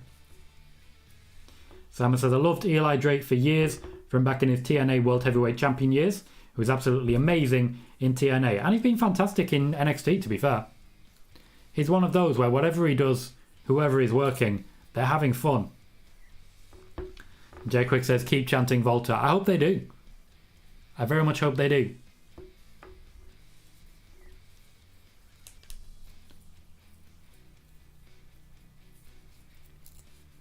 The crowd are into this one. Volta has sort of slowed them down a little bit, which is of course the intention.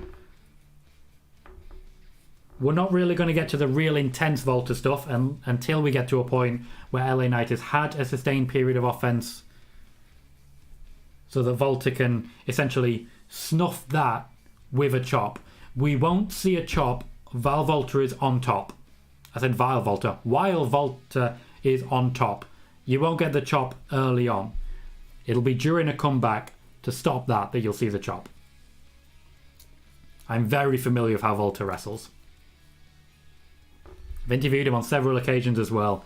He's a man who genuinely loves wrestling. And there's our first chop.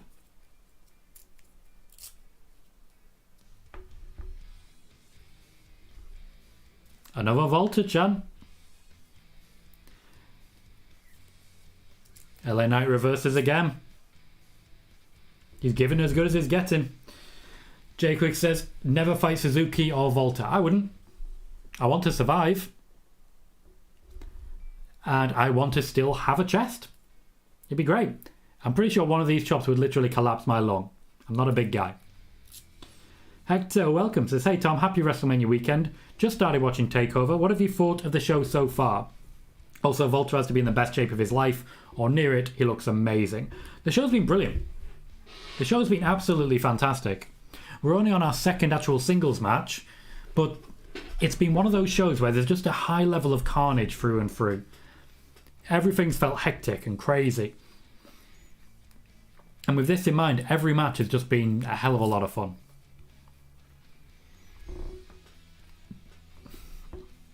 Megan says, let Suzuki and Volta fight each other while we watch from a minimum safe distance. If anyone is ever able to book that match, they will take all of the money. Just all of the money. Jaden says, never fight the boss Sasha Banks. Not sure why, because let's be fair, she loses a lot of matches too. I'm not afraid of receiving a chop from Sasha Banks. Her offense does not look very strong at any point. Jay Quick asking a very, very fair question. Is there ever a safe distance from Minoru Suzuki and Volta? D. Freeman is saying, is Suzuki the last Ring of Honor TV champ? I don't know. It's possible. The difficult question to ask. I don't have the inside track on Ring of Honor. I have some sources in AEW, but not many. And I'm certainly not one of the pocket journalists that AEW keep, where they release stories to them.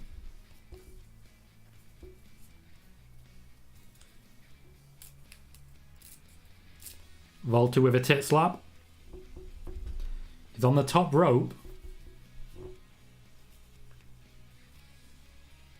Waiting for LA Knight to hit the springboard superplex. Diving up to the top for that suplex. He has genuinely been giving right as good as he's gotten so far. LA Knight, well worth it for this fight.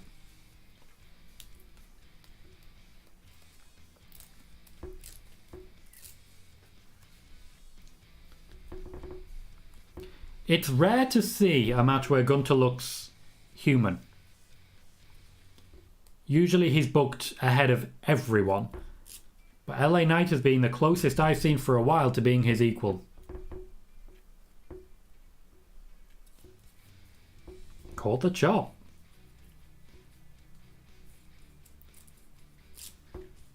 And now we're at that point in singles matches where we're just punching.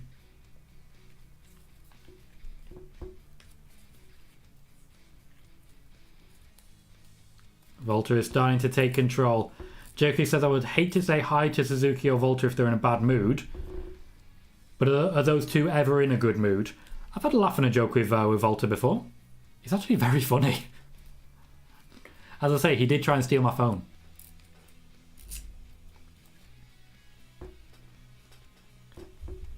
LA Knight's got Gunter up.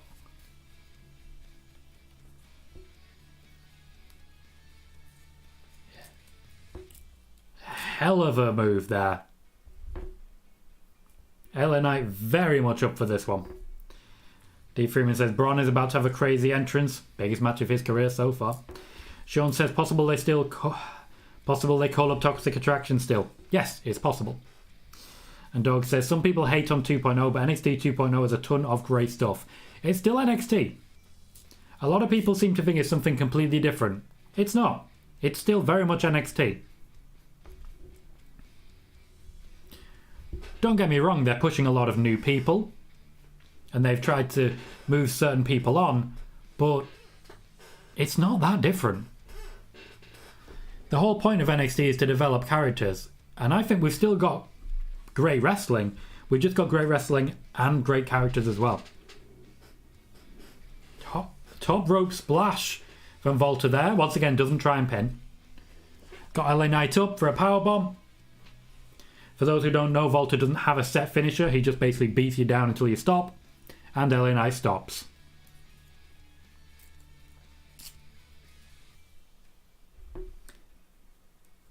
LA Knight was up for the fight, but by the end of it, Volta was comfortable.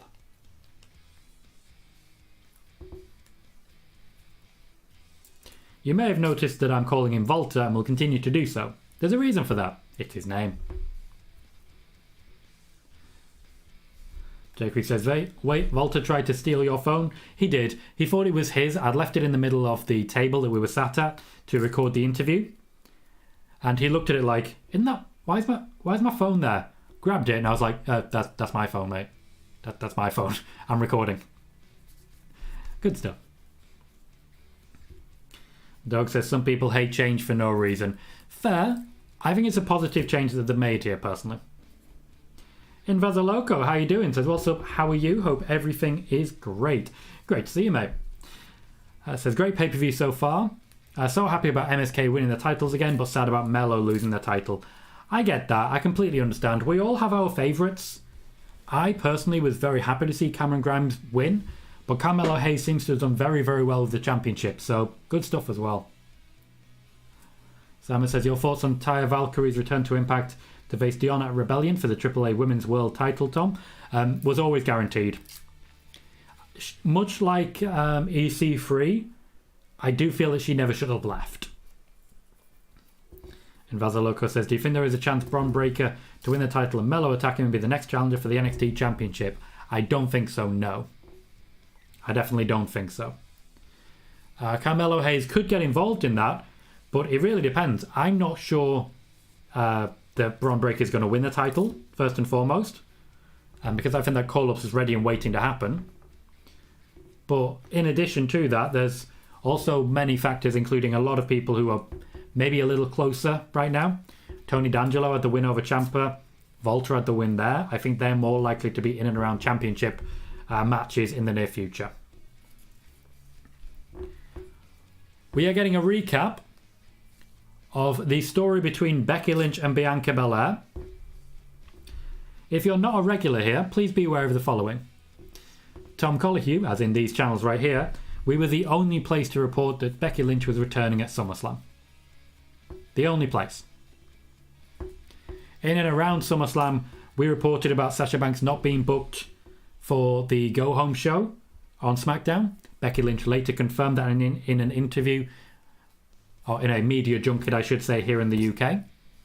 We reported on Becky Lynch's return and when it would happen, which was absolutely accurate. And we continue to report as regards Sasha Banks, as regards Becky Lynch, as regards Bianca Belair, going forwards.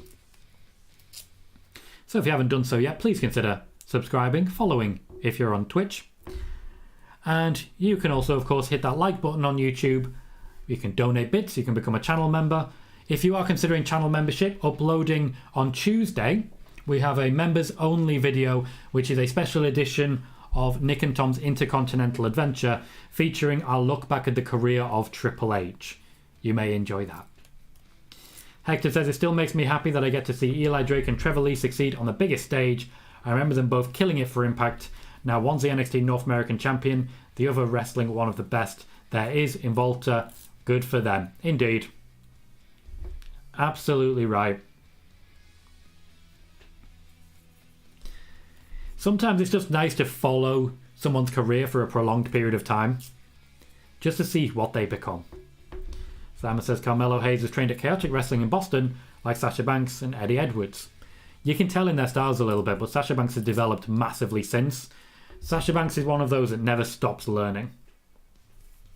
Jay Quick says, if Volta fights Ziggler, Ziggler will get destroyed. Yeah, probably. I'm down for that. Sean says, have you seen many fans say Saray will be the one to beat Mandy? Agree. I've never seen anyone say that, and I don't think that's particularly likely. I'm not sure who it will be, but there's plenty of options available.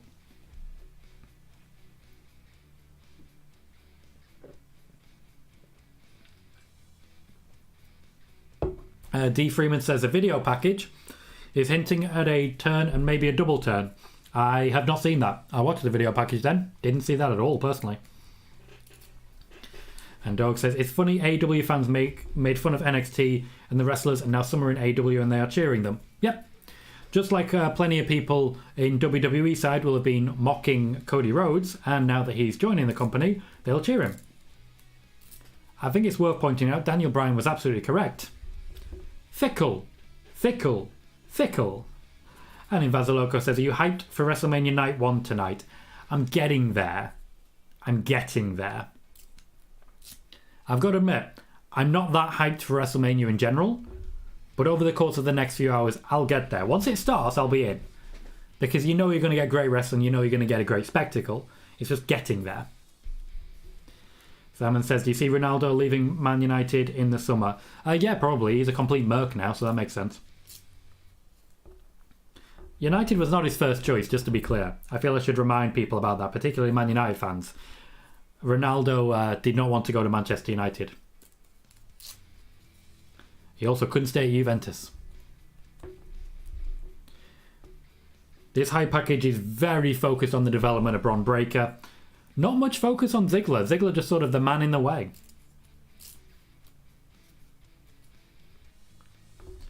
Dog says, would be funny if Cody returns during this match to fool everyone. It would be funny. It would also be massively anticlimactic. I definitely don't see it.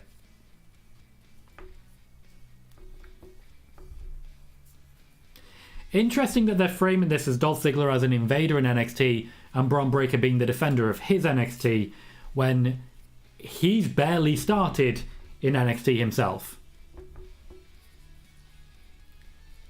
I feel like what's actually happening here is that they're just reworking a planned feud between Ziggler and Ciampa. Don't get me wrong, Breakker's over, but Breakker's also really over. He's ready for main roster already. The guy's a finished article, and he's just started.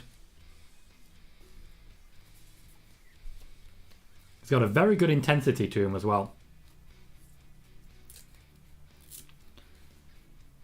Simon says, has Dolph Ziggler ever won a Mania match? I would imagine so. I think he'd beat Alberto Del Rio in a Mania match at the very least. Hector says, it's still crazy to me that Dolph survived the whole Spirit Squad debacle to put together a potentially Hall of Fame career. Hard work really does pay off for sure. Ziggler is a Hall of Famer. That's an interesting question. I'm not sure that's who he is. So I'm immediately going to have to call a little bit of bullshit here. Bron Breakker coming out with a chainsaw. He just turned it on. The chain did not start moving. The audio was there. The chain did not move.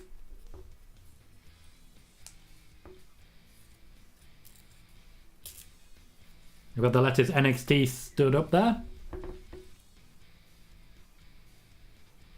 And I guess I'd say they're about to be crushed.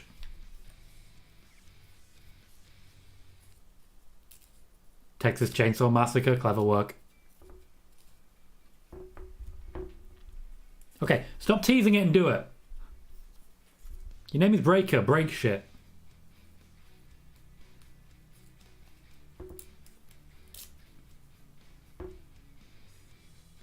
There we go, now the chain's moving. Right down the middle of the X. I'm guessing you're going to go foot first through it now? He had safety glasses on. And you know what? I respect him for that. Wear your goggles, folks. Wear your goggles. Simon says, that year Alberto beat Swagger. Jake Hager cashed in on Raw the night after. I don't think Ziggler has ever won a Mania match. Interesting. Ed said, this is ridiculous and over the top, and I love it. It's very main roster. NXT don't usually go that over the top, and I like that. And Dog says, gotta protect your eyes. You do. You do. Bron Breakker giving us all a shining example there of safety first. 100% tweeting that. 100% tweeting that. Bron Breakker giving us all a shining example there of safety first. Wear your goggles, folks. When chainsawing through a massive X, always wear your goggles.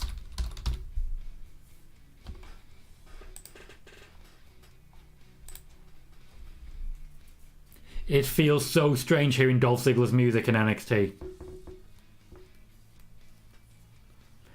They've left behind the remnants of the X as well, just in his way.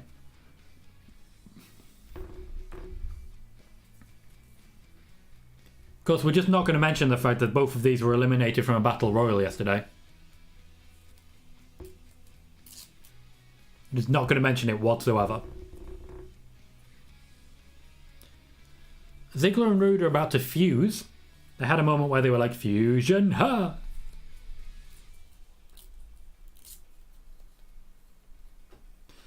Rob says, safety first, even in sports entertainment. You are right. Simon says, your thoughts on Barcelona's recent improvement under Xavi with Aubameyang Torres signing and their 4-0 win over Madrid. I would say they're doing it at a massive financial loss and the company is going to go under if they don't fucking stop. That's what I'm going to say on that one. Barcelona have recovered. They're also spending millions that they don't have. So at some point, someone's going to have to step in and say no more. Because that club has gone bankrupt 5 times over already. Rob says, Dolph going old school 2011 trunks. It's definitely not old school Dolph though.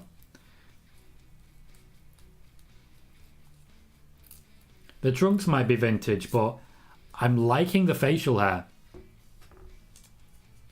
It's adding an extra element to Dolph. I gotta say, I'm finding it more attractive. I like a bit of rough.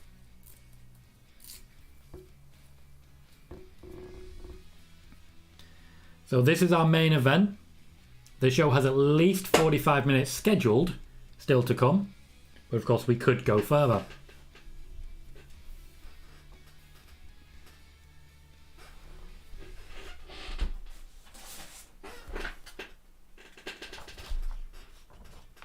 Good pop for Bron Breakker considering how long he's been visible in NXT. That's a very good response.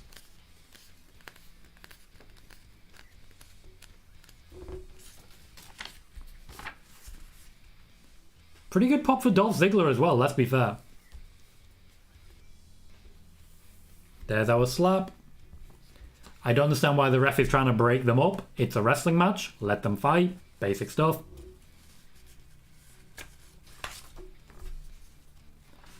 Simon says, who do you prefer, Barca or Madrid? Prefer Barca.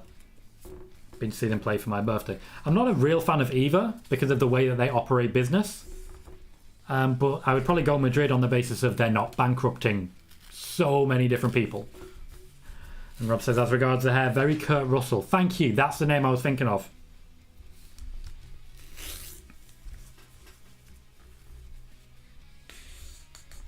Dolph was trying to get his hair out, but he's not succeeded in doing so. Hey, Kura, how you doing, man?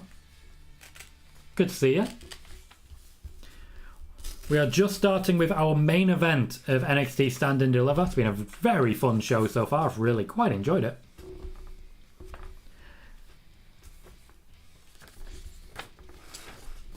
This is our third show of 9. Not a nice takedown, that just went wrong. The Hall of Fame show did not happen because of how late in the day it was, just to be clear on that one. But I at least have the opportunity to get a bit of a nap this time before we get to actual WrestleMania. So we're down to 9 shows over the 5-day period. But still, 9 shows I think is more than enough. Kura says, I'm going to be at night 1 and 2 of Mania. I hope you have a great time, mate. I hope you have a fantastic time. That is a lovely takedown. That was wonderful from Bron. Megan says the only match to go over 14 minutes tonight was a ladder match at 21 minutes. WWE in general have made a point of having shorter matches. I expect this one to go 20, maybe 25.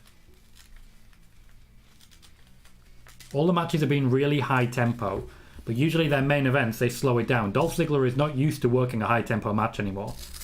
Main roster matches are not high tempo. Simon says, Io Shirai versus Sasha Banks, my dream match. Has already happened.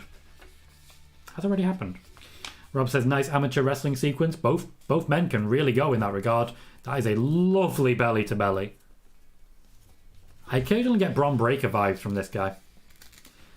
Hector says, I hope Bron pays homage to his Hall of Fame uncle and father during this match. Potentially win the Steiner recliner. I'd probably pop for that. A lot of people want Bron Breakker to just be Scott Steiner again. But we've had Scott Steiner. I'd rather Bron Breakker be Bron Breakker. I don't mind him having a few connections. But personally, I would much rather let Bron Breakker be Bron Breakker and do Bron Breakker things in the build-up to whatever he becomes. I don't want it to be called Bron Steiner, use the Steiner recliner, grow the little goatee, wear the chainmail. I don't want it. I want him to be his own man, and it's important to let him have the opportunity to get away from all of that while he's in NXT. Robert Roode has been banished from ringside. Dolph Ziggler's taken the opportunity to do some cheating and pull off a turnbuckle pad in the Toriano style. There's a loose turnbuckle pad already there. I'm guessing he was supposed to take that one, but he didn't. It's on the wrong rope. Dog says they want to give time for people to drive to Mania after this event. Yep, they timed it well, honestly. They've timed it. Kura says traffic in Dallas-Fort Worth type area is usually pretty fast. Hopefully. Hopefully so. Dog says still want to give them time so they don't miss Mania. Yep. Yep. But it is blocked in for 3 hours, just to be clear. It's blocked in for 3 hours. So they can go that long if they want to. Megan says, I was kind of hoping the Steiners would beat up Rude. I believe they are already there at the WrestleMania arena, whatever that is called, ready to have their presentation. I'm not sure whether that's night 1 or night 2, but there'll be a Hall of Fame presentation during WrestleMania. Kura says, plus there's a 2-hour window before Mania actually starts to allow people into the arena. I did like at the beginning of this, right at the end of the NXT kickoff show, they were doing a little kickoff panel outside the WrestleMania arena, just out there in the sunlight. It was pretty cool. As I recall, Texas, bloody hot.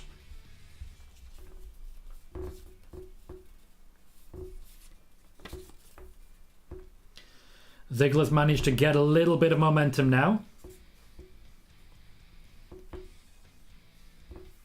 Couple of rest holds, just holding on to that, grinding Breakker down, killing a bit of time, slowing the move. AT&T is the arena for Mania. American Airlines is for NXT. Thank you, Kuro. Appreciate that. I don't know much about American arenas. That's all I can really say in that regard.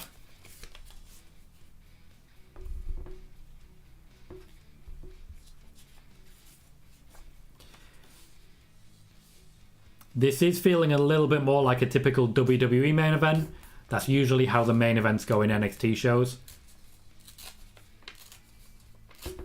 Rob says, having grown up watching the Steiners, I think people got stuck on Scott and overlook how much of his dad is actually in him when watching him. I haven't seen enough of Rick, at least recently. I think the only match I've really seen involving Rick Steiner is the WrestleMania 9 one, which I don't want to revisit. Simon says, do you think the Mania loss win streaks are overblown because of Taker? Because Impact fans don't care at all about, for example, AJ Styles, Sami Callihan, Bound for Glory win-loss streaks. Yeah, I think a large part of it's overblown there. But I think as much as anything, it depends who.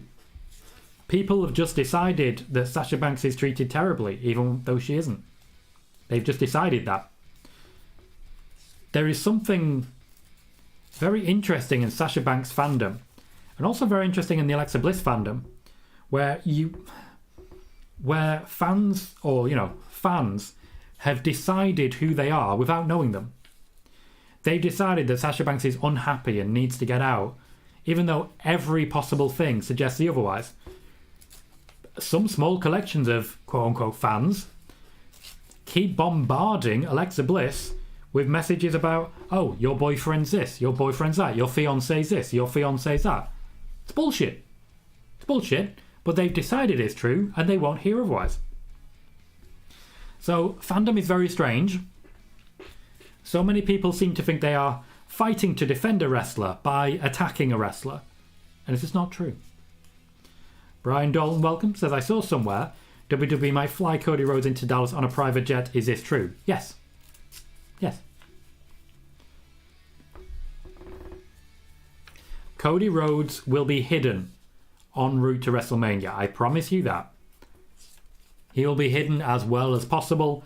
He will not be seen in a hotel. He'll not be spotted going out for coffee. He will not be doing any of that.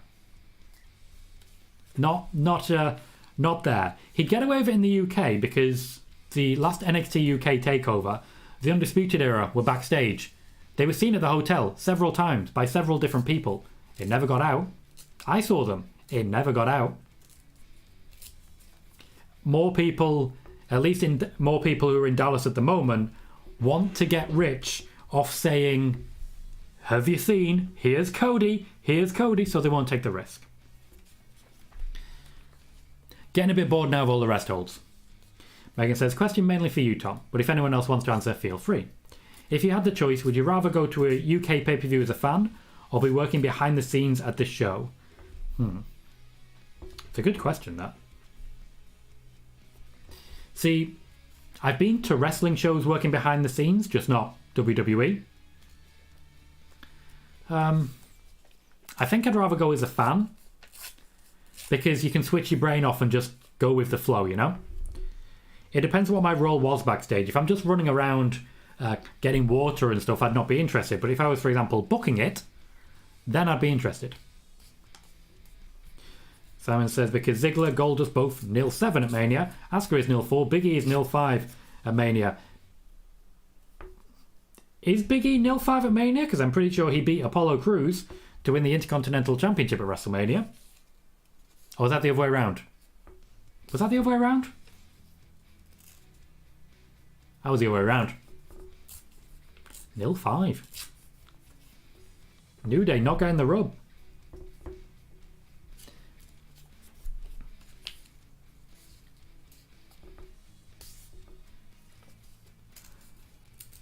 We're still very, very WWE style slow paced in this match.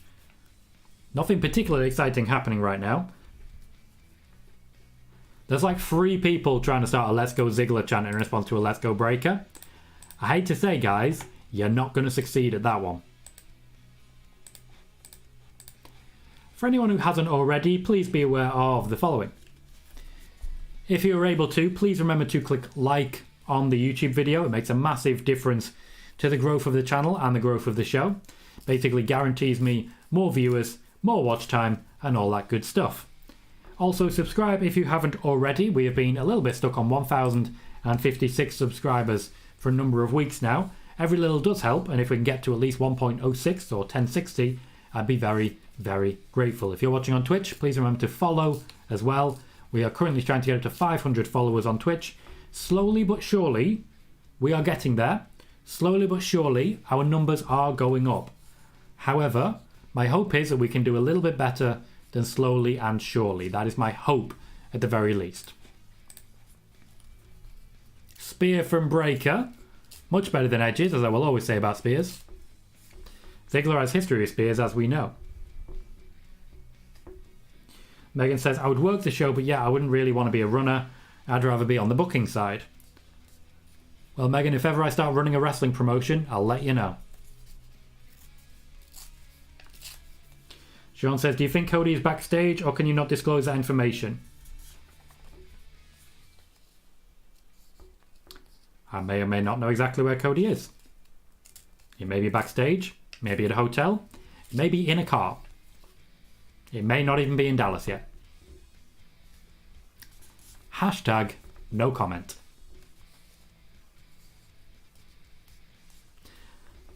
I think a hashtag no comment t-shirt could be a good call. Anyone else interested in that as a concept? Just hashtag no comment. I could have fun with that. I don't think so, Simon. I just unfortunately don't think so.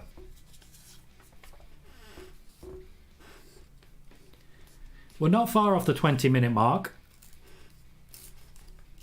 So far, we're still in the laying down sort of phase. Yes, Sean, Samoa Joe is indeed all elite. Megan says, Cody's definitely somewhere on Earth.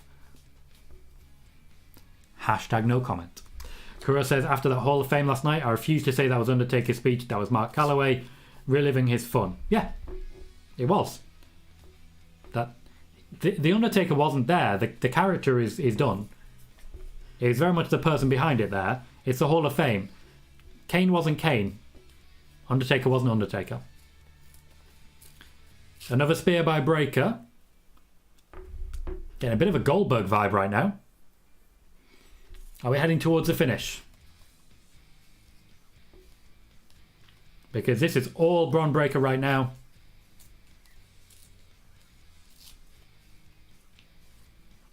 And here's Robert Roode again.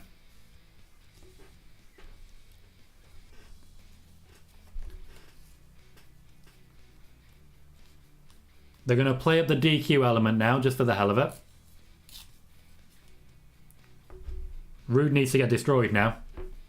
And I need to sneeze. Bear with me just 1 second, folks, while I get this out of the way.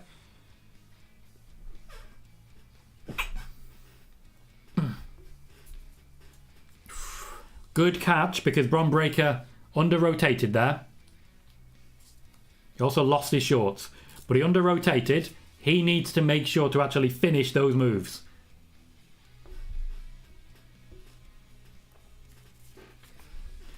I think he needs to do a little bit more on Bobby Roode, and he seems to agree. I don't know, Simon. I'm not really following it.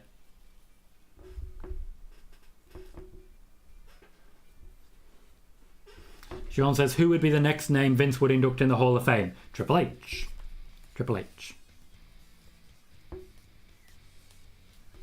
Famous Anna No Cell, a Zigzag. Bron Breakker says no. Simon says, who's your pick to get promoted to the Prem this season? Through the Championship players. Again, Simon, no idea. Not been following it. Not a clue.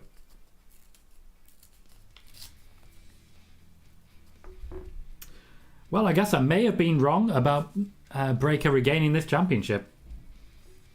Hector says, for the longest time, the biggest knock on WWE was lack of homegrown talent, but the risk of 2.0 may be slowly paying off, with a lot of the potential future being on display tonight. Carmelo Hayes, Bron, Cora Jade, Creed Brothers, etc.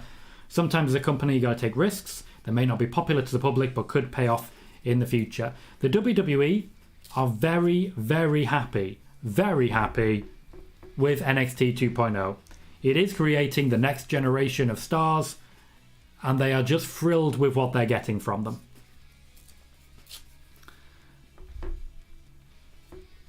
Oh, I see. Okay, I misunderstood the question. For Vince to personally induct someone, he will never do that again.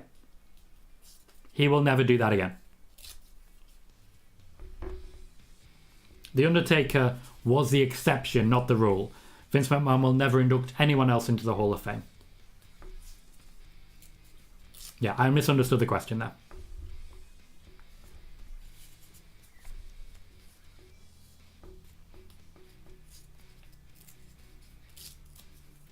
The fans still not exactly on their feet for this one.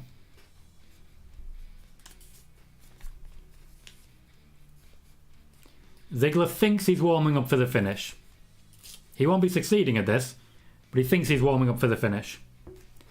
I'd imagine he's going to warm up a super kick and get speared.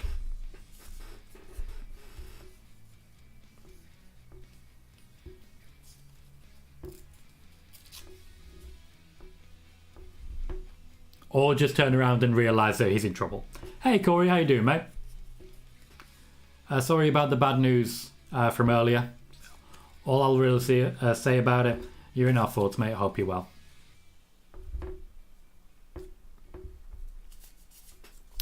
This is the end.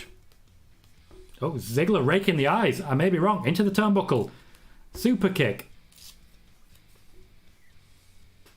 Dolph Ziggler wins. I forgot about the turnbuckle. Well played with that turnbuckle. I completely forgot about it.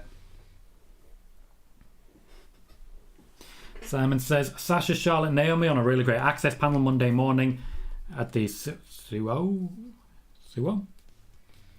That's definitely some star power. And Sonic says the matches today are great. They've been fantastic. Absolutely fantastic. WrestleMania Superstar. Gotcha. D. Freeman says, bring him up now. Oh, they're gonna. They are gonna. They know what they have with Bron Breakker. Corey says, still NXT champion, my guy. Yep, Dolph retains. I genuinely forgot about the turnbuckle. That's very well done. Rob says, just be happy Mania isn't in Tampa again this year. Rain today is making last year look like a spring shower with heavy 50-mile-per-hour winds earlier in my area. That sounds like a fun little storm you're experiencing there. Dolph Ziggler has retained the NXT Championship. Yeah, it's a heel win to finish. But the fact that Dolph Ziggler has left the ring first suggests to me that Bron Breakker is going to get to stand there, get himself some applause, and walk out of NXT with style.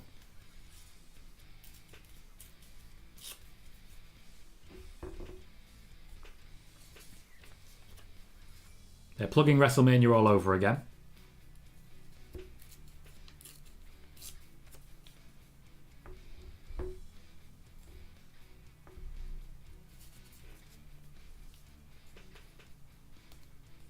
And they are wrapping it up there. I wonder who will be next for Dolph Ziggler. That's the most interesting question that I'll be following up with. Sonic says, so EO, Bron Breakker and LA Knight are going to get called up. Again, I've not given any definitive names. I am confident of certain names. Simon says, LA Knight versus Dolph Ziggler next then. Very possible feud for the next title. I'd like that. I think Volta might be involved.